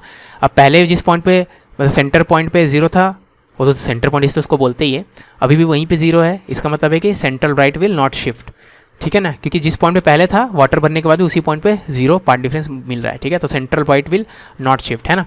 अब दूसरा चीज़ आपसे पूछा गया था फ्रिंज विथ यानी बीटा क्या होता है, lambda D by small D, ठीक है ना। ये ओरिजिनल फ्रिंज विथ है, न्यू फ्रिंज विथ में क्या हो जाएगा, new value of lambda use करेंगे क्योंकि मीडियम चेंज हो गया तो लैम्डा चेंज हो जाएगा, ठीक है। तो न्यू वैल्यू ऑफ लैम्डा क्या हो जाएगा, ओल्ड वैल्यू ऑफ लैम्डा यानी वैक्यूम वाला लैम्डा, जो कि लैम्डा है simply divided by mu of the new medium, ठीक है ना। मतलब किसी भी म्यू वाले मीडियम में लैम्डा का value in vacuum divided by mu of the new medium होता है, ठीक है। तो अगर वैक्यूम में लैम्डा है वैल्यू तो न्यू मीडियम में कितना हो जाएगा, लैम्डा बाय म्यू, तो इसको पुट करेंगे तो ये चीज़ कितना आ जाएगा, बीटा बाय म्यू, ठीक है ना, क्योंकि लैम्डा डी बाई डी ऊपर आ जाएगा, नीचे में divided by mu, lambda D by D को बीटा बोलेंगे, बीटा बाय म्यू, ठीक है ना। यानी beta dash is less than beta, क्योंकि म्यू तो ग्रेटर देन 1 रहेगा, तो beta dash is less than beta, यानी new beta is less than old beta, यानी new fringe width is less than old fringe width, यानी fringe width decreases, ठीक है। यानी ऑप्शन डी हो जाएगा ना, सेंट्रल फ्रिंज शिफ्ट नहीं होगा और फ्रिंज विथ डिक्रीज होगा, ठीक है। क्वेश्चन नंबर 15 में आपको बोला गया है a parallel beam of light 500 nanometre का है, is incident at an angle 30 degree, ठीक है। तो यहाँ से पैरेलल बीम ऑफ लाइट आ रहा है 30 डिग्री पे on a Young's double slit experiment the intensity due to each slit is I naught, तो इसका भी आई नॉट है, इसका भी आई नॉट है। तो distance between the slits is 1 millimetre, small D का वैल्यू दिया हुआ 1 मिलीमीटर, तो इंटेंसिटी एट पॉइंट ओ क्या होगा ये सब पूछा गया, ठीक है।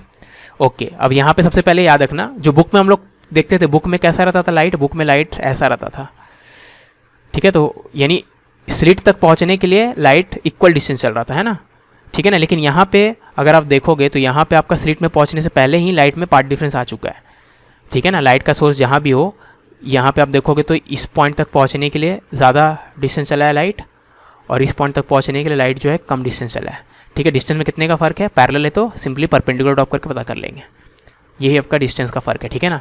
तो स्लिट्स तक पहुँचने के पहले ही कुछ पार्ट डिफरेंस आ गया था, जिसको मैं Δ1 से डिनोट करूँगा, ठीक है।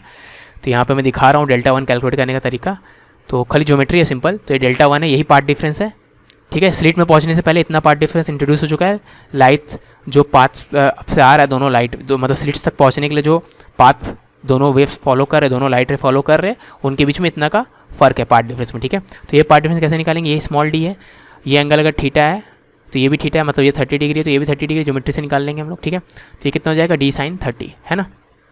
तो path difference before reaching S1 S2 जो पार्ट डिफरेंस इंट्रोड्यूस हो गया, यानी ये वाला लेंथ, वो कितना है, d sin थीटा, यानी d sin 30, ठीक है। अब क्योंकि A से लेके O तक का सेपरेशन और B से लेके O तक का सेपरेशन इक्वल है, क्योंकि ये लेंथ और ये लेंथ इक्वल है, तो लाइट एक बार इसको क्रॉस करने के बाद कोई फर्दर पार्ट डिफरेंस नहीं आने वाला, क्योंकि पॉइंट O के लिए ये दोनों लेंथ इक्वल है, ठीक है ना। तो ये स्लिट्स को क्रॉस करने के बाद कोई पार्ट डिफरेंस नहीं आने वाला, तो स्लिट्स से पहले, स्लिट्स को पहुंचने के पहले जो पार्ट डिफरेंस है वही पार्ट डिफरेंस रहेगा एट पॉइंट O, ठीक है। तो क्योंकि AO इक्वल टू BO है, तो path difference at point O should be equal to path difference जो पहले निकाल चुके हम लोग Δ1, ठीक है ना, जो कि d sin थीटा यानी d/2 है। अब मान लेते हैं इसका वैल्यू n लैम्डा, देख लेते हैं कि क्या ये पॉइंट कंस्ट्रक्टिव हो रहा है कि नहीं, ठीक है। कंस्ट्रक्टिव होने के लिए क्या कर लेंगे, n लैम्डा से इक्वेट कर देंगे, ठीक है। और n का वैल्यू अगर इंटीजर आ गया तो कंस्ट्रक्टिव हो रहा होगा, और n का वैल्यू इंटीजर आ गया है, चेक कर सकते हो वैल्यूज पुट करके, ठीक है। तो यानी इस पॉइंट पे कंस्ट्रक्टिव हो रहा है। अब इस पॉइंट पे कंस्ट्रक्टिव हो रहा है, इसका मतलब क्या है, यहाँ पे तो इंटेंसिटी आई नॉट दिया हुआ था, यहाँ भी आई नॉट दिया हुआ था, तो कंस्ट्रक्टिव इंटरफेरेंस में क्या हो जाता है, 4 आई नॉट, ठीक है। तो यहाँ आपका ऑप्शन ए करेक्ट होगा, ठीक है। ए और बी दोनों का इंटेंसिटी अगर आई नॉट है तो यहाँ पे 4 आई नॉट हो जाएगा, अगर कंस्ट्रक्टिव हो रहा होगा। तो हम लोग पहले निकाल लिए कि हाँ कंस्ट्रक्टिव हो रहा है, क्योंकि एन का वैल्यू इंटीजर आ गया, ठीक है। क्वेश्चन नंबर 16 में, light of wavelength lambda in air enters a medium of refractive index mu, 2 points in the medium lying along the path of this light are at a distance x apart, are distance x apart. तो phase difference between them क्या होगा, ठीक है। तो 2 points के बीच का separation अगर x है, यानी ज्योमेट्रिकल पाथ लेंथ अगर इनके बीच का x है, तो optical path length optical path difference क्या होगा, ठीक है ना। समझ में आई बात, अलॉन्ग द पाथ ऑफ रे ऑफ लाइट, ठीक है। तो ये मान लो S1 है, ये S2 है, तो स्क्रीन पहुंचने से पहले लाइट जो है ऐसे जा रहा है, यहाँ से ऐसे गया है, यहाँ से ऐसे गया है, ठीक है। और वो सेम पाथ पे रहेगा, लेकिन मैं थोड़ा अलग ड्रॉ किया समझाने के लिए। तो पार्ट डिफरेंस कितने का, इतने का है, ठीक है। लेकिन ऑप्टिकल पार्ट डिफरेंस कितने का हो जाएगा, ऑप्टिकल पार्ट डिफरेंस आपका हो जाएगा, क्योंकि लैम्डा तो चेंज हो जाएगा, क्योंकि आपका मीडियम का रिफ्रैक्टिव इंडेक्स 1 नहीं है, म्यू है, ठीक है। तो हम लोग फेज डिफरेंस निकालना है सिंपली, तो 2 pi by lambda dash into delta, जो भी लैम्डा डैश की वैल्यू हो, ठीक है ना। तो मीडियम में लैम्डा डैश की वैल्यू कितना हो जाएगा, ओरिजिनल लैम्डा यानी वैक्यूम में जो लैम्डा होगा डिवाइडेड बाय म्यू, ठीक है। वैक्यूम वाला लैम्डा यानी एयर वाला लैम्डा, ठीक है, दोनों का ऑलमोस्ट सेम रहता है ना। तो lambda in air divided by mu कर दो, ठीक है, इंटू पार्ट डिफरेंस जो कि x है ना। तो इतना आ जाएगा simply 2 pi mu x by lambda, ठीक है, यानी ऑप्शन ए। 17 में, in Young's double slit experiment the source is place symmetrically with respect to the slit, ठीक है। तो सोर्स को है स्लिट्स के इक्वली रखा गया है, ठीक है। सिमेट्रिकली रखा गया मतलब पहले यहाँ पे रखा गया था, लेकिन it is moved parallel to the plane of the slit so that it is closer to the upper slit. यहाँ इंग्लिश में थोड़ा प्रॉब्लम है, एक स्टेटमेंट छूटा हुआ है। अल्टीमेटली बोला गया पहले यहाँ पे रखा गया सोर्स को, अब स्लिट्स के प्लेन के पैरेलल यानी ऊपर या नीचे शिफ्ट किया गया, ठीक है ना, पैरेलल शिफ्ट किया गया मान लो, है ना, ठीक है। तो अल्टीमेटली क्या हो गया, ऊपर वाले के पास में आ गया, तो देखो इसको ऊपर शिफ्ट किया गया, तो S क्या हो गया, S1 के पास हो गया, S2 से दूर हो गया, ठीक है। तो ऐसा सिचुएशन है ना। तो आपसे बोला गया है कि फ्रिंज का पैटर्न शिफ्ट होगा कि नहीं। अब फ्रिंज का पैटर्न शिफ्ट होगा कि नहीं पता करने के लिए पता कर लेते हैं सेंट्रल वाइट शिफ्ट होगा कि नहीं, ठीक है ना। तो पहले जब S यहाँ पे था तब सेंट्रल वाइट तो यहाँ पे रहता है ना, वही आपका S1 S2 के एकदम बीचों बीच रहता है सेंट्रल वाइट, ठीक है।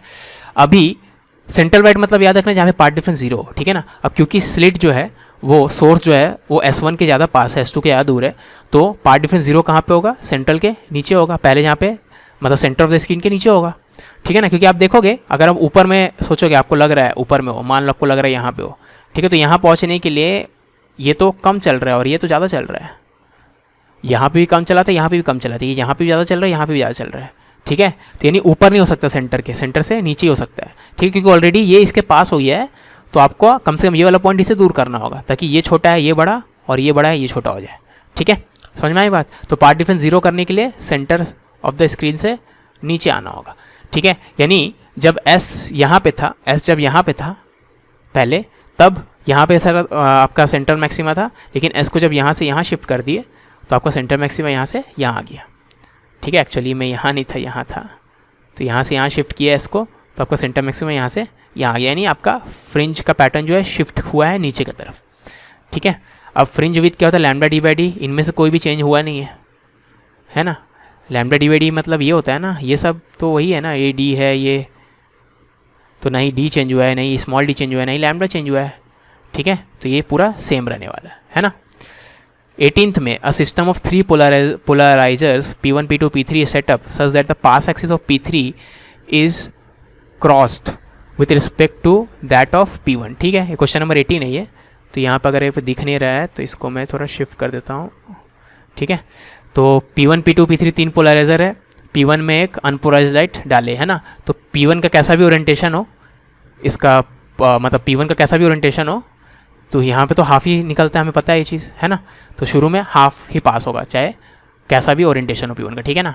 अब P1 P2 के बीच का एंगल हमें क्वेश्चन में दिया हुआ था P1 P3 क्रॉस है ना। P1 क्या है, P1 P3 क्रॉस है, बोला था ना, P3 is crossed with respect to P1, यानी P1 और P3 के बीच का एंगल कितना है, 90 डिग्री है, ठीक है ना। ये मैं सोचा नहीं दोनों को पैरेलल ड्रॉ किया, तो खाली बताने के लिए ये लाइन एक पोलराइजर 1 है, पोलराइजर 2 यहाँ पे, या पोलराइजर 3 है, ठीक है ना। उनके बीच का एंगल मैं ऐसे दिखा रहा हूँ ब्लू से, है ना। तो P1 और P3 क्रॉस है, मतलब इनके बीच में 90 डिग्री है, और आपको बोल दिया है कि P1 P2 60 डिग्री पे, ठीक है। तो P1 P2 की 60 है, यहाँ 90 है, तो ये कितना एंगल हो जाएगा, 30 हो जाएगा, इनके बीच का एंगल 30 हो जाएगा, ठीक है।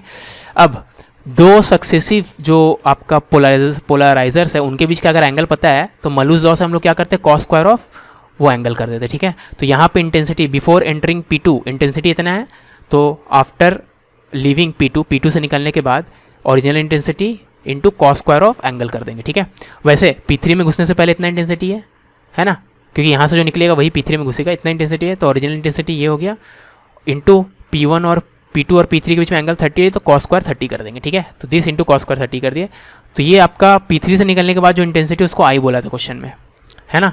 तो I0 और I का रेशियो यहाँ से देख सकते हैं कितना आ जाएगा, दिस यहाँ से सिंप्लीफाई करेंगे तो ऐसा आ जाएगा, वैल्यूज पुट करेंगे तो कितना 32/3 मतलब 10.67, यानी ऑप्शन ए, ठीक है। क्वेश्चन नंबर 19 में minimum thickness of a mica sheet जिसका म्यू 3/2 दिया गया है, which should be placed in front of one of the slits in Young's diversity experiment to reduce the intensity at the centre of the screen to half the maximum intensity, ठीक है। तो आपको अगर setup imagine करना है तो ये एक होल है, ये एक होल है, तो इस होल के सामने एक हम लोग ये रख दिए, ठीक है, और यहाँ पे आपका स्क्रीन है, समझ में आई बात, ठीक है। ये स्क्रीन है, ये एक माइका का शीट रख दी है ना, ठीक है। तो आपका सेंटर ऑफ द स्क्रीन में आपका पहले तो मैक्सिमम बन रहा होगा इसको रखने से पहले, क्योंकि ये दोनों पार्ट डिफरेंस इक्वल था, लेकिन जैसे ही माइका इंट्रोड्यूस कर देंगे तो ये वाला ऑप्टिकल पार्ट लेंथ बढ़ जाएगा, क्योंकि बीच में डेंसर म्यू आ गया, ठीक है। तो यहाँ पे पार्ट डिफरेंस 0 नहीं रहेगा, कुछ आ जाएगा, तो ये मैक्सिमम नहीं रहेगा, कुछ चेंज हो जाएगा, ठीक है। तो आपको बोलेगा चेंज हो गया, कितना हो गया, हाफ ऑफ ओरिजिनल हो गया, हाफ ऑफ मैक्सिमम हो गया, ठीक है। ओके, सबसे पहले याद रखना आपको टी का मिनिमम वैल्यू बोला है ना, थिकनेस का मिनिमम वैल्यू, ठीक है ना। इसको टी बोलते हैं, टी का मिनिमम वैल्यू बोला है, ठीक है ना। याद रखना जितना बड़ा टी होगा उतना ज़्यादा मिनिमम कवर हो जाएगा इससे माइका से, यानी उतना ज़्यादा पार्ट डिफरेंस आएगा, ठीक है ना। क्योंकि पार्ट डिफरेंस आपका क्या होता है, path difference mu -1 into T होता है, जितना बड़ा टी होगा उतना ज़्यादा पार्ट डिफरेंस आएगा, ठीक है ना। तो अगर आपको टी को मिनिमम चाहिए यानी पार्ट डिफरेंस मिनिमम होगा, पार्ट डिफरेंस मिनिमम होगा मतलब आपका फेस डिफरेंस मिनिमम होगा, ठीक है ना। फेस का फर्क जो आएगा मिनिमम आएगा, ठीक है। चलो, अब इंटेंसिटी का फॉर्मूला होता है I max into cos square 5/2, ठीक है। अब आई का वैल्यू इंटेंसिटी कितना चाहिए हमें, आई मैक्स बाई 2 चाहिए क्वेश्चन के हिसाब से, तो आई कर दिया, आई मैक्स बाई 2 पुट कर देंगे तो कॉस स्क्वायर 5/2 1/2 आ जाएगा, यानी कॉस 5/2 प्लस माइनस 1/2, ठीक है। अब क्योंकि हमें फाई का मिनिमम वैल्यू चाहिए तो इससे फाई का बहुत सारा वैल्यू हो सकता है, 135 मतलब 5/2 का वैल्यू 135 पुट करेंगे तब भी इतना आ जाएगा, ठीक है। 180 प्लस 35 पुट करेंगे तब भी इतना आ जाएगा, लेकिन हमें मिनिमम चाहिए मतलब this should be equal to 45, ठीक है। फर्स्ट क्वाड्रेंट में जो रहता है वही लेंगे, तो वहाँ पे 5/2 यानी 45 है, मतलब फाई का वैल्यू कितना आ जाएगा, 90 आ गया है ना। 90 डिग्री मतलब अरे ये तो π/4 नहीं π/2 होना चाहिए, अब डेल्टा क्या होता है, mu minus one into T, ठीक है ना। अब याद रखना सेंटर ऑफ द स्क्रीन में पार्ट डिफरेंस तो कुछ था नहीं, जो आएगा अब इसके कारण आएगा, पहले से कुछ था ना, जो आएगा इसके कारण आएगा। इसके कारण कितना पार्ट डिफरेंस आता है, mu minus one into T. Mu का वैल्यू 3/2 दिया हुआ है, वो पुट करेंगे तो ये कितना आ जाएगा, t/2, ठीक है ना। तो आपका फेज डिफरेंस आपको पता है क्या होता है, 2π/λ इंटू पार्ट डिफरेंस, 2π/λ। तो यहाँ कैलकुलेशन मिस्टेक हुआ है, ये 2 इंटू 2 करके यहाँ पे 2 नहीं रहेगा, ठीक है।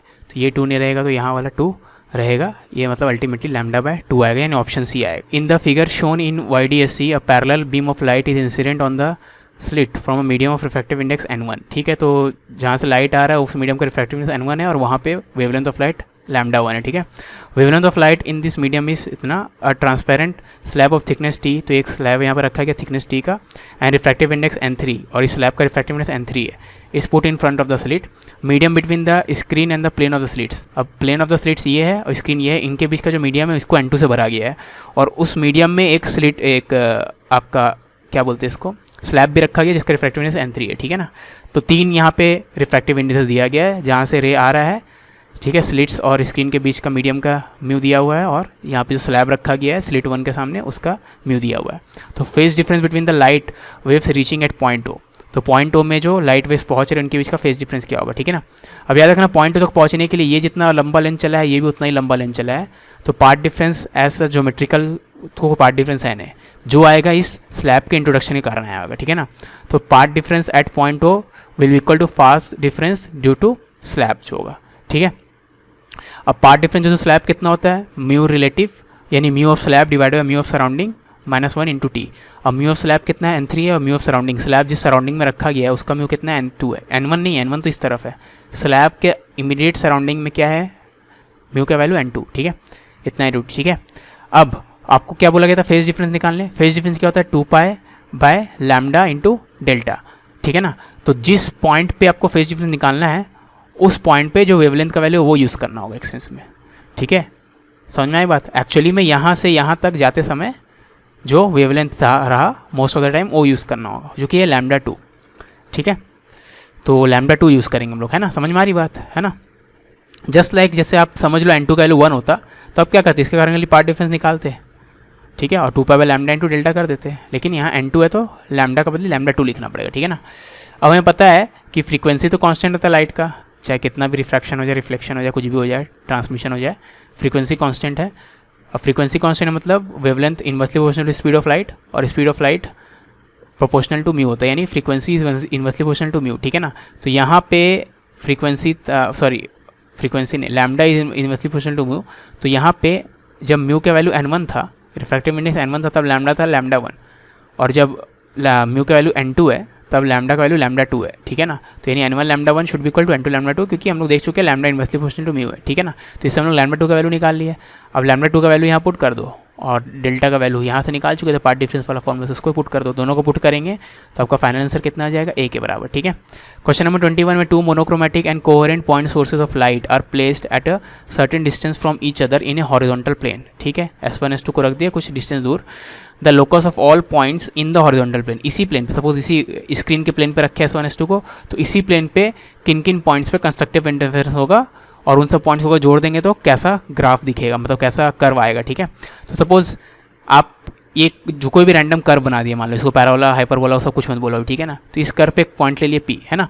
अब S1P और S2P का डिफरेंस कांस्टेंट रखना पड़ेगा हमने, ठीक है ना, तभी इस कर्व के हर पॉइंट पे आपका इंटेंसिटी सेम आएगा, ठीक है।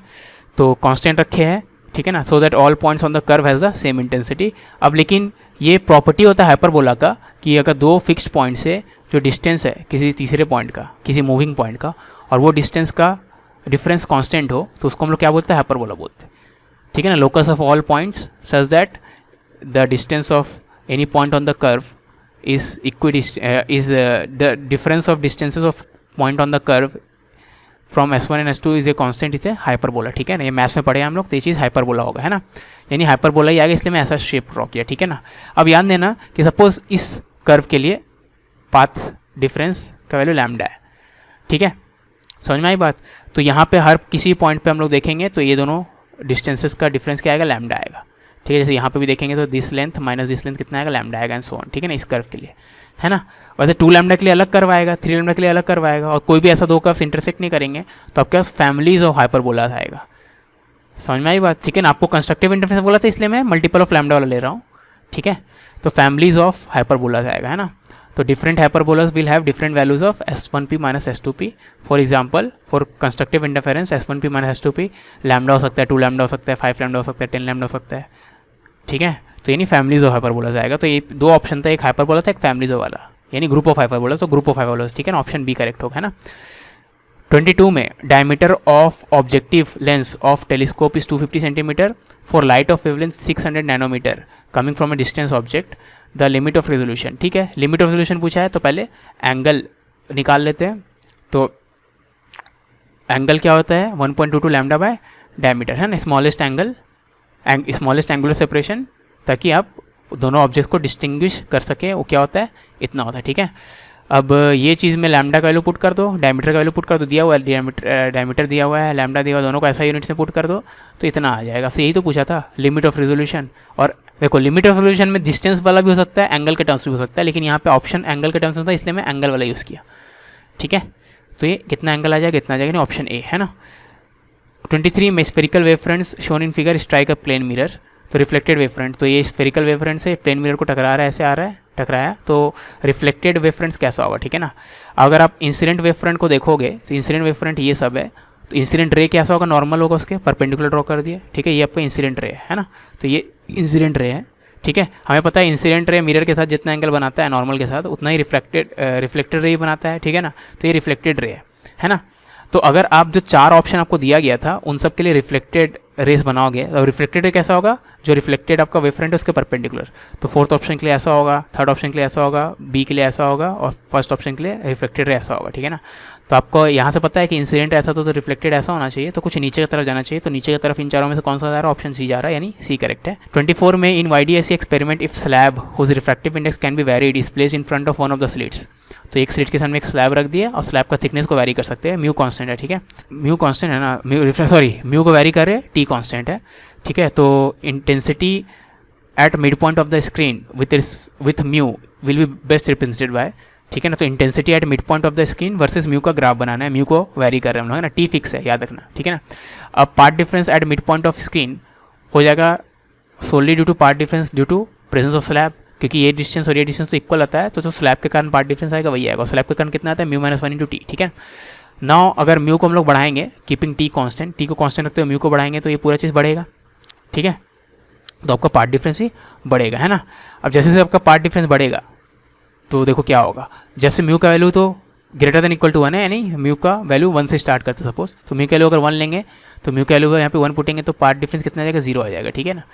तो मतलब आपका स्लैब जो है ट्रांसपेरेंट, मतलब पूरा का पूरा वैसा है, एयर के जैसा है, तो कोई फ़र्क नहीं पड़ेगा, यहीं पे वापस वही इंटेंसिटी आएगा, ठीक है ना। तो म्यू इक्वल टू 1 पे पार्ट डिफरेंस 0 है, पार्ट डिफरेंस 0 है मतलब नया intensity will be equal to पुराना इंटेंसिटी, ठीक है। पुरानी इंटेंसिटी को मैं I0 ले रहा हूँ, बुक्स में 4 I0 रहता है, मैं I0 ले रहा हूँ, ठीक है ना, ठीक है। आप कुछ भी ले सकते हो, उससे फ़र्क नहीं पड़ता। Now as mu is greater than now as mu is will be increase, जैसे ही म्यू को इंक्रीज़ करेंगे आपका कभी ना कभी part difference delta equal to, मतलब पार्ट डिफरेंस 0 से बढ़ते बढ़ते λ/2 होगा, क्योंकि आपको पता है कि म्यू को इंक्रीज़ करने से पार्ट डिफरेंस बढ़ रहा है, ठीक है ना। तो जैसे जैसे आपको म्यू को इंक्रीज़ करते जाओगे तो पार्ट डिफरेंस आपका 0 से बढ़ते बढ़ते कभी ना कभी λ/2 होगा, ठीक है ना। और जिस मोमेंट में पार्ट डिफरेंस λ/2 होगा, यानी जिस म्यू पे पार्ट डिफरेंस λ/2 होगा, उस समय इंटेंसिटी एट सेंटर क्या हो जाएगा, 0, क्योंकि ये तो डिस्ट्रक्टिव इंटरफेरेंस है, और डिस्ट्रक्टिव इंटरफेरेंस में इंटेंसिटी क्या हो जाएगा, 0 हो जाएगा, ठीक है। नाउ अगर म्यू को फर्दर बढ़ाएंगे तो आपका पार्ट डिफरेंस λ/2 से बढ़ते बढ़ते कभी ना कभी लैम्डा हो जाएगा, ठीक है ना। तो म्यू को बढ़ाते बढ़ते कभी ना कभी वापस पार्ट डिफरेंस लैम्डा के बराबर हो जाएगा, तो लैम्डा के बराबर हो गया, यानी फिर से कंस्ट्रक्टिव हो रहा है, फिर से कंस्ट्रक्टिव हो रहा है, मतलब intensity will be equal to original intensity जो कि मैक्सिमम था, ठीक है। तो यानी आपका इंटेंसिटी I0 से स्टार्ट होकर 0 को क्रॉस करके वापस I0 हो रहा है, और हमेशा पॉजिटिव रहेगा, क्योंकि इंटेंसिटी हमेशा पॉजिटिव रहता है। तो कौन सा ग्राफ होना चाहिए, सी। I0 से स्टार्ट होगा, घटते घटते 0 टच करेगा, फिर वापस I0 0 ऐसे से आते जाएगा, ठीक है। तो I oscillates between I0 and 0, और I इक्वल टू I0 भी है इनिशियली, यानी म्यू इक्वल टू 1 के लिए, म्यू का वैल्यू 1 यहाँ पे है, तो यानी इसको चूज़ करेंगे, ठीक है। यहाँ पे याद रखना म्यू का वैल्यू 1 है, 0 मत ले लेना, है ना। क्वेश्चन नंबर 25 में YDSC एक्सपेरिमेंट में आपका ग्रीन लाइट इज़ यूज्ड, ठीक है। इंटरफेरेंस पैटर्न इज ऑब्जर्व, ठीक है, ये पैटर्न बन गया।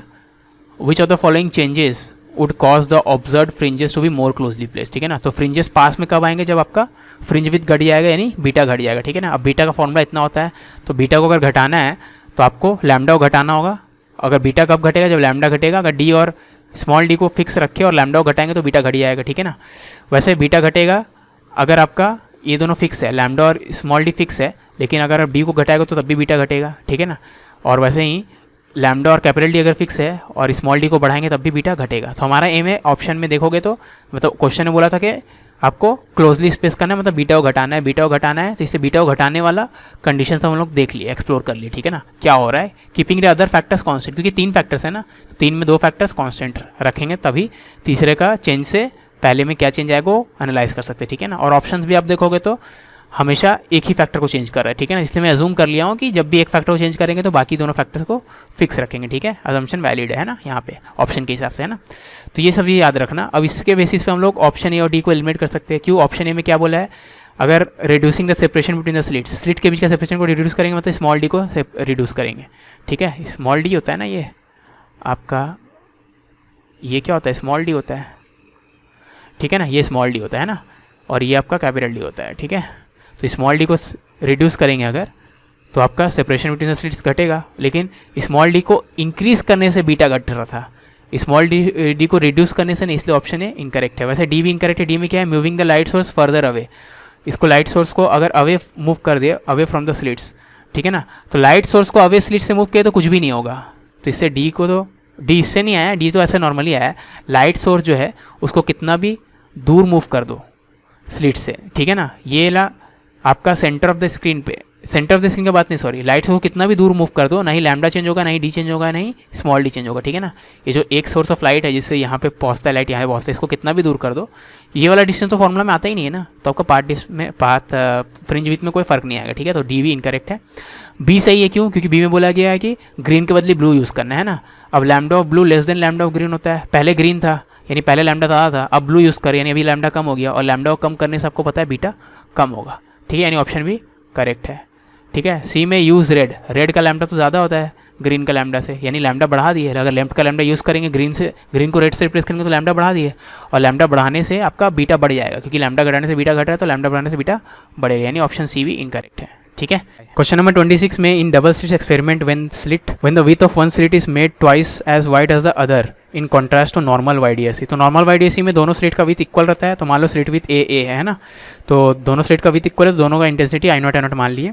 तो आई का maximum value square root of this plus square root of this का सम का स्क्वायर रूट है ना, का सम का स्क्वायर, तो इतना आ जाएगा। वैसे मिनिमम के लिए square root of this minus square root of this का स्क्वायर का सम का डिफरेंस का स्क्वायर, ठीक है, तो इतना हो जाएगा। अब जब हम लोग स्लिट का विड्थ को डबल कर देंगे तो इंटेंसिटी आपका 4 टाइम्स हो जाएगा, क्योंकि इंटेंसिटी प्रोपोर्शनल टू विड्थ का स्क्वायर होता है, ठीक है। तो स्लिट का विड्थ को डबल कर दिया तो इंटेंसिटी 4 टाइम्स हो जाएगा। तो जब स्लिट का विड्थ ए था तब इंटेंसिटी I0 था, तो स्लिट का विड्थ 2a होगा तो इंटेंसिटी 4 I0 होगा, ठीक है। तो आई का मैक्सिमम वैल्यू क्या हो जाएगा आपका square root of this plus square root of this का स्क्वायर, जो कितना हो जाएगा, which is greater than 4 I0, check कर लो। वैसे minimum value square root of this plus square minus square root of this का स्क्वायर सॉरी, मतलब square root of I1 plus minus square root of I2, तो plus लेंगे इस case में, maximum case में माइनस लेंगे इस केस में, ठीक है। तो दिस इज ग्रेटर देन 0। तो पहले वाले केस का I max जितना भी था, अभी वाला I max जब हम लोग स्लिट का विड्थ को डबल कर दिए तो ज़्यादा आ रहा है उससे, इसके कंपेरिजन में भी ज़्यादा आ रहा है। वैसे पिछले केस में या प्रीवियस नॉर्मल वाईडीएससी में जो I मिनिमम होता है 0 होता है, इस केस में लेकिन I मिनिमम ग्रेटर देन 0 आ रहा है, ठीक है ना। तो आपका दोनों के दोनों बढ़ेंगे, यानी ऑप्शन ए करेक्ट। 27 में, 2 beams of light having intensities I and 4I interfere to produce a fringe pattern on screen. The phase difference between the beams is इतना at point A and इतना at point B, ठीक है। तो intensity जिसका I है वहाँ पे amplitude हम लोग A मान सकते हैं, इंटेंसिटी जिसका 4I है वहाँ पे एम्पलीट्यूड 2A मान सकते हैं, क्योंकि एम्पलीट्यूड क्या होता है, स्क्वायर रूट ऑफ इंटेंसिटी के प्रोपोर्शनल होता है, ठीक है ना। तो ये वाला I इससे 4 गुना ज़्यादा है, तो इसका एम्पलीट्यूड 2 गुना ज़्यादा रहेगा इससे, ठीक है। तो इसका A माने तो इसका 2A मानेंगे, है ना, क्योंकि intensity proportional to A square है। अब किसी 2 पॉइंट्स पे फेज डिफरेंस बताया गया, पॉइंट A पे फेज डिफरेंस π/2 का है, पॉइंट B पे 5 का है, ठीक है।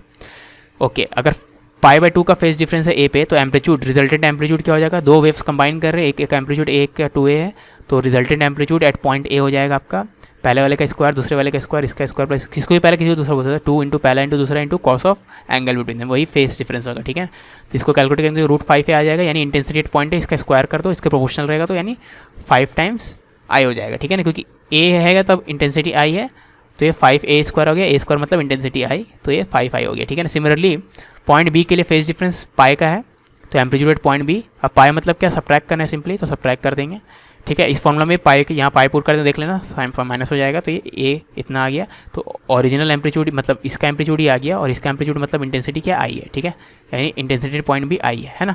तो आपको डिफरेंस इन इंटेंसिटी पूछा था पॉइंट ए और पॉइंट बी का, ठीक है, तो हो जाएगा आई ए माइनस आई बी, जो कि हो जाएगा 5i माइनस आई यानी 4i, यानी ऑप्शन बी, ठीक है ना।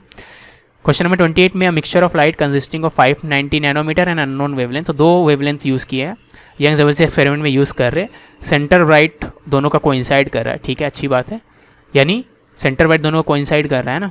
Further it is observe that the third bright fringe of known light coincide with fourth bright fringe of unknown light, ठीक है, तो third bright fringe of first wavelength of light coincides with यानी equal to fourth bright fringe of second wavelength of light. मैं equal to क्यों कर दिया Y को, ठीक है, आपको पता है ये चीज़ कि ये अगर सेंटर ऑफ द स्क्रीन है, सेंटर ब्राइट है, दोनों का सेंटर ब्राइट तो सेम है, तो यहीं से वाई को नापना है हमें, ठीक है। तो ये सपोज आपका फोर्थ ब्राइट है फर्स्ट वाले का, है ना, फर्स्ट वाले का थर्ड ब्राइट है मान लो, ठीक है, तो ये आपका सेकेंड वाले का फोर्थ ब्राइट है, और यही पॉइंट में आपका फर्स्ट वाले का थर्ड ब्राइट है क्वेश्चन के हिसाब से, ठीक है। तो सेम वाई होना चाहिए दोनों के लिए, है ना, तो वाई को इक्वेट कर दिया, ठीक है ना, मतलब दोनों का same distance from centre bright होना चाहिए, सॉरी, तो 3 times this is equal to 4 times this, समझ में आई बात, ठीक है। दोनों का वाई इक्वल नहीं है, सॉरी ये इक्वल नहीं था, मैं आपको खाली पॉइंट्स दिखाना था मुझे, तो ये पॉइंट्स पे दोनों का आ रहा है, ठीक है ना, तो जिसका फोर्थ आ रहा है तो इसका 4 टाइम्स बीटा होगा, और जिसका 3 आ रहा है उसका 3 टाइम्स बीटा होगा, ठीक है ना। 3 किस में है, 3 है आपका फर्स्ट वाले में, है ना, 3 फर्स्ट में, 4th सेकेंड वाले में, ठीक है, समझ में आई बात, यही बोलना चाह रहे हो, है ना, ठीक है। तो यानी अब y का वैल्यू कैसा आता है, लैम्डा डी बाई डी से आता है ना, तो आपका थर्ड ब्राइट का लोकेशन क्या हो जाएगा, 3 लैम्डा डी बाई डी, वैसे फोर्थ ब्राइट का location 4 lambda D by D, लेकिन दोनों में लैम्डा अलग अलग यूज़ करना है, सेटअप सेम है तो capital D small D same use करेंगे, लेकिन 2 अलग अलग केस का है, सेम सेटअप में यूज़ कर रहे हैं, तो 2 अलग अलग केस में लैम्डा डिफरेंट होगा, ठीक है ना। तो यहाँ से 3 लैम्डा 1 इक्वल टू 4 लैम्डा 2 आ गया, अब लैम्डा 1 का वैल्यू क्वेश्चन में दिया था, लैम्डा 2 निकालना था, अननोन वेवलेंथ लैम्डा 2, जो कि हो जाएगा ऑप्शन 1 के बराबर, ठीक है। क्वेश्चन नंबर 29 में, ये 2020 का क्वेश्चन है, जेईई में 2020, पोलराइजर एनालाइजर सेट, एनालाइजर भी एक पोलराइजर होता है, ठीक है, टेंशन मत लेना, तो 2 पोलराइजर का सेट है, adjusted such that the intensity of light coming out of the analyser, यानी सेकंड वाला पोलराइजर के बाद जो लाइट निकल रहा हो 10% ऑफ ओरिजिनल इंटेंसिटी, तो ओरिजिनल इंटेंसिटी अगर आई नॉट है तो जो फाइनली लाइट बाहर निकल रहा हो क्या है, आई नॉट बाई 10 है, 10%, ठीक है। तो आपको पता है कि पहला पोलराइजर को क्रॉस करने के बाद तो हाफ हो जाता है इंटेंसिटी, ठीक है ना, तो यहाँ से निकले तो हाफ हो गया, अब यहाँ से जो यहाँ जाएगा इनके बीच का एंगल, अगर इन दोनों पोलराइजर के बीच का एंगल या पोलराइजर एनालाइजर सेट के बीच का एंगल θ1 है, उनके पास एक्सिस के बीच का θ1 है, तो cos स्क्वायर θ1 से मल्टीप्लाई कर देंगे ओरिजिनल इंटेंसिटी को, तो न्यू इंटेंसिटी मिल जाएगा, ठीक है ना। तो इससे निकलने के बाद न्यू इंटेंसिटी इतना है, that should be equal to original intensity into cos square of φ1, ठीक है। तो इससे cos स्क्वायर ऑफ φ1 कितना आ गया, θ1 कितना आ गया 1/5, ठीक है ना।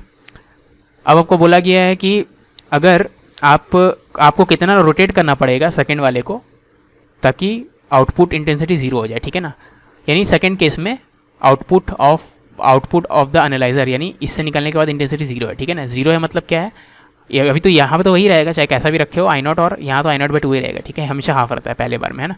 तो ये ओरिजिनल हो गया इसके लिए, तो ओरिजिनल इंटू cos स्क्वायर इतना, अब ये 0 चाहिए, मतलब ये एंगल कितना होना चाहिए 90 डिग्री होना चाहिए, क्योंकि cos स्क्वायर 90 0 होता है, ठीक है ना। तो फर्दर रोटेशन कितना हो गया, तो इसको तो फिक्स रखे, खाली इसी को रोटेट कर रहे हैं, है ना। तो पहले इसके बीच का एंगल θ1 था, अभी इसके बीच θ2 है, तो इसको कितना रोटेट किए होंगे, जो भी एंगल का डिफरेंस आ जाएगा, ठीक है, θ2 माइनस θ1, ठीक है ना। तो angle of rotation, angle through which polariser या analyser has been rotated is 90 minus ये वाला एंगल, ठीक है ना, θ1 है ना, 90 माइनस θ1। अब θ1 का वैल्यू cos इनवर्स 1/√5 है, यहाँ से cos θ1 1/√5 यानी cos इनवर्स 1/√5, ठीक है ना। अब cos इनवर्स 1/√5 तो कुछ स्टैंडर्ड वैल्यू नहीं है, तो हम लोग इसके बारे में गेस मारेंगे कितना वैल्यू हो सकता है, ठीक है ना। अब 1/√5 विल बी लेस देन 1/√4, है ना, 1/√5 क्या होगा, लेस देन 1/√4 होगा, ठीक है। डिनोमिनेटर जितना छोटा करेंगे उतना बड़ा होगा, है ना।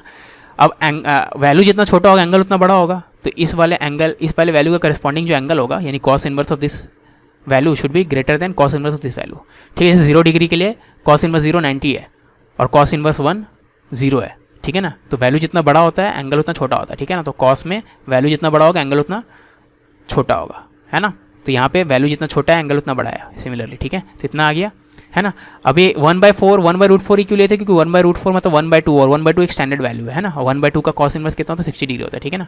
यानी cos inverse 1/√5 is greater than 60 degree, यानी ये चीज़ 60 डिग्री से बड़ा होना है, छोटा नहीं हो सकता, ठीक है, 60 से बड़ा ही होना है, ठीक है। मान लो 70 है, 80 है, कुछ 70 मान लेंगे तो डेल्टा थीटा 90 माइनस 70 20 आ जाएगा, ठीक है ना। 60 से बड़ा रखना है इसको। तो अगर इसका वैल्यू 60 मान लें हम लोग, तो अगर इसका वैल्यू 60 मानेंगे तो कितना आ जाएगा, 90 माइनस 60 30 आ जाएगा। लेकिन हमें पता है कि इसका वैल्यू 30 से तो कम ही रहना है। समझ में आई बात, क्योंकि एक्चुअली में 60 से बड़ा है। हम लोग तो जो चीज़ सब्ट्रैक्ट करना था उसका मिनिमम वैल्यू मान ली है, ये चीज़ 60 से बड़ा होना चाहिए। लेकिन यहाँ पे अगर मैं 60 मान के करूँ कैलकुलेशन तो इसका वैल्यू ज़्यादा आएगा, ठीक है ना। ज़्यादा आएगा मतलब this should be less than that value, ठीक है। अब 30 डिग्री से कम कौन सा वैल्यू यहाँ पे 18.4, यहाँ पुट करके देखना है। इसका ग्रेटर देन 60 है ना, तो इसको कभी 65 कभी 70 वैसे तो पुट करके देखना डेल्टा थीटा का रेंज कैसा आ रहा है। तो आपको 30 से कम ही मिलेगा यहाँ पे, ठीक है। तो इसका ऑप्शन क्या हो जाएगा 1। क्वेश्चन नंबर 30 में a plane polarised light of is incident on a polariser with its pass axis making angle theta with Z axis, ठीक है। तो पोलराइजर का पास एक्सिस और एक्सिस के बीच में एंगल थीटा दिया हुआ है। फिगर को मत देखो, इससे तो कंफ्यूज हो जाओगे। तो पोलराइजर का पास एक्सिस और एक्स एक्सिस के बीच का एंगल थीटा है, ठीक है। At 4 different values of theta, ठीक है। तो थीटा को वैरी किए, ऑब्जर्व इंटेंसिटी सेम है, ठीक है ना। तो पोलराइजर का अलग अलग ओरिएंटेशन में और 4 अलग अलग ओरिएंटेशन में, इन चारों ओरिएंटेशन में आपका इंटेंसिटी ऑफ लाइट जो ट्रांसमिट हो रहा है पोलराइजर के थ्रू, वो सेम है। तो what is the angle between the direction of polarisation, ठीक है। अब याद रखना यहाँ पे आपका इसमें पोलराइज लाइट घुस रहा है, अनपोलराइज लाइट नहीं घुस रहा है, जो I0/2 मत कर देना, ठीक है। पोलराइज लाइट घुस रहा है तो यानी cos स्क्वायर थीटा वाला फॉर्मूला अप्लाई करना होगा, ठीक है। मलूज लॉ अप्लाई करना होगा। तो what is the angle between direction of polarisation and x x. तो डायरेक्शन ऑफ पोलराइजेशन यानी जो लाइट रे जो पोलराइज लाइट बीम आ रहा है उसका डायरेक्शन ऑफ पोलराइजेशन हमें पता करना है, क्योंकि उसका एंगल पूछा एक्स एक्सिस का, ठीक है। तो मान लो आपका angle between pass axis of polarisation and x axis theta है, क्वेश्चन में बोला गया थीटा, ठीक है ना। मान लो कि ये angle between pass axis of polariser का पास एक्सिस और एक्स एक्सिस के बीच में एंगल कितना है, थीटा है। मान लो डायरेक्शन ऑफ पोलराइजेशन जो पोलराइज लाइट आ रहा है उसका डायरेक्शन ऑफ पोलराइजेशन और एक्सिस के बीच में एंगल कितना है, अल्फा है, ठीक है। तो ऑब्जर्व्ड इंटेंसिटी क्या होता है, incident intensity on the polarizer into cos square of इन दोनों का बीच का angle, cos square of angle between direction of polarizer and pass axis of polarizer, ठीक है।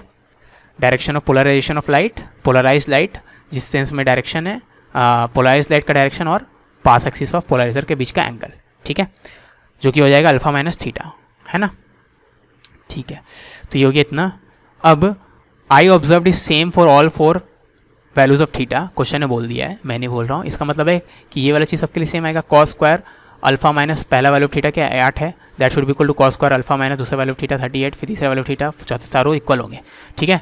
अब ये थोड़ा कॉम्प्लिकेटेड लग रहा है, वैसे ईजी है, थोड़ा ज्योमेट्री ट्रिग्नोमेट्री आता है तो तुरंत हो जाएगा, लेकिन बहुत सारे मेरा एक्सपीरियंस बताता है कि बच्चों को ये टफ लगता है फिजिक्स के बच्चों को। तो हम लोग ऑप्शन में पुट करके देख लो सिंपली, ठीक है। तो आप यहाँ पे 203 पुट करोगे तभी चारों इक्वल आएगा, बाकी कुछ भी पुट करोगे तो चारों इक्वल नहीं आएगा, करके देख लेना, ठीक है। तो 203 वाला मैं दिखा दिया हूँ करके, 203 सब में डाल देंगे तो ये सब वैल्यूज़ आएगा, है ना। 203 माइनस 8 करेंगे तो अल्टीमेटली वो 180 प्लस 15 के बराबर आएगा। तो 180 प्लस 15 मतलब cos स्क्वायर 15, ठीक है ना, क्योंकि स्क्वायर में है ना तो प्लस माइनस का साइन टेंशन ले लेना है, ठीक है ना। वैसे ये वाला एंगल इक्विवेलेंट, ये एंगल कितना आएगा 165 आएगा, 165 मतलब 180 माइनस 15 यानी फिर से 15 हो गया, ठीक है ना। वैसे ये वापस 15 ही आएगा और ये आपका -15 आएगा, -15 cos of -15 is equal to cos of +15, तो सब चीज़ सेम है, यानी ऑप्शन ही करेक्ट है। तो आई होप आपको ये लेक्चर समझ में आया होगा। जो भी चीज़ समझ में नहीं आई कमेंट में बताना। मिलते हैं नेक्स्ट लेक्चर में, प्रॉब्ली नेक्स्ट लेक्चर में हम लोग रे ऑप्टिक्स स्टार्ट करेंगे, ठीक है, उसका 1 शॉट स्टार्ट करेंगे। तो मिलते हैं नेक्स्ट लेक्चर में, अंटिल देन बाय।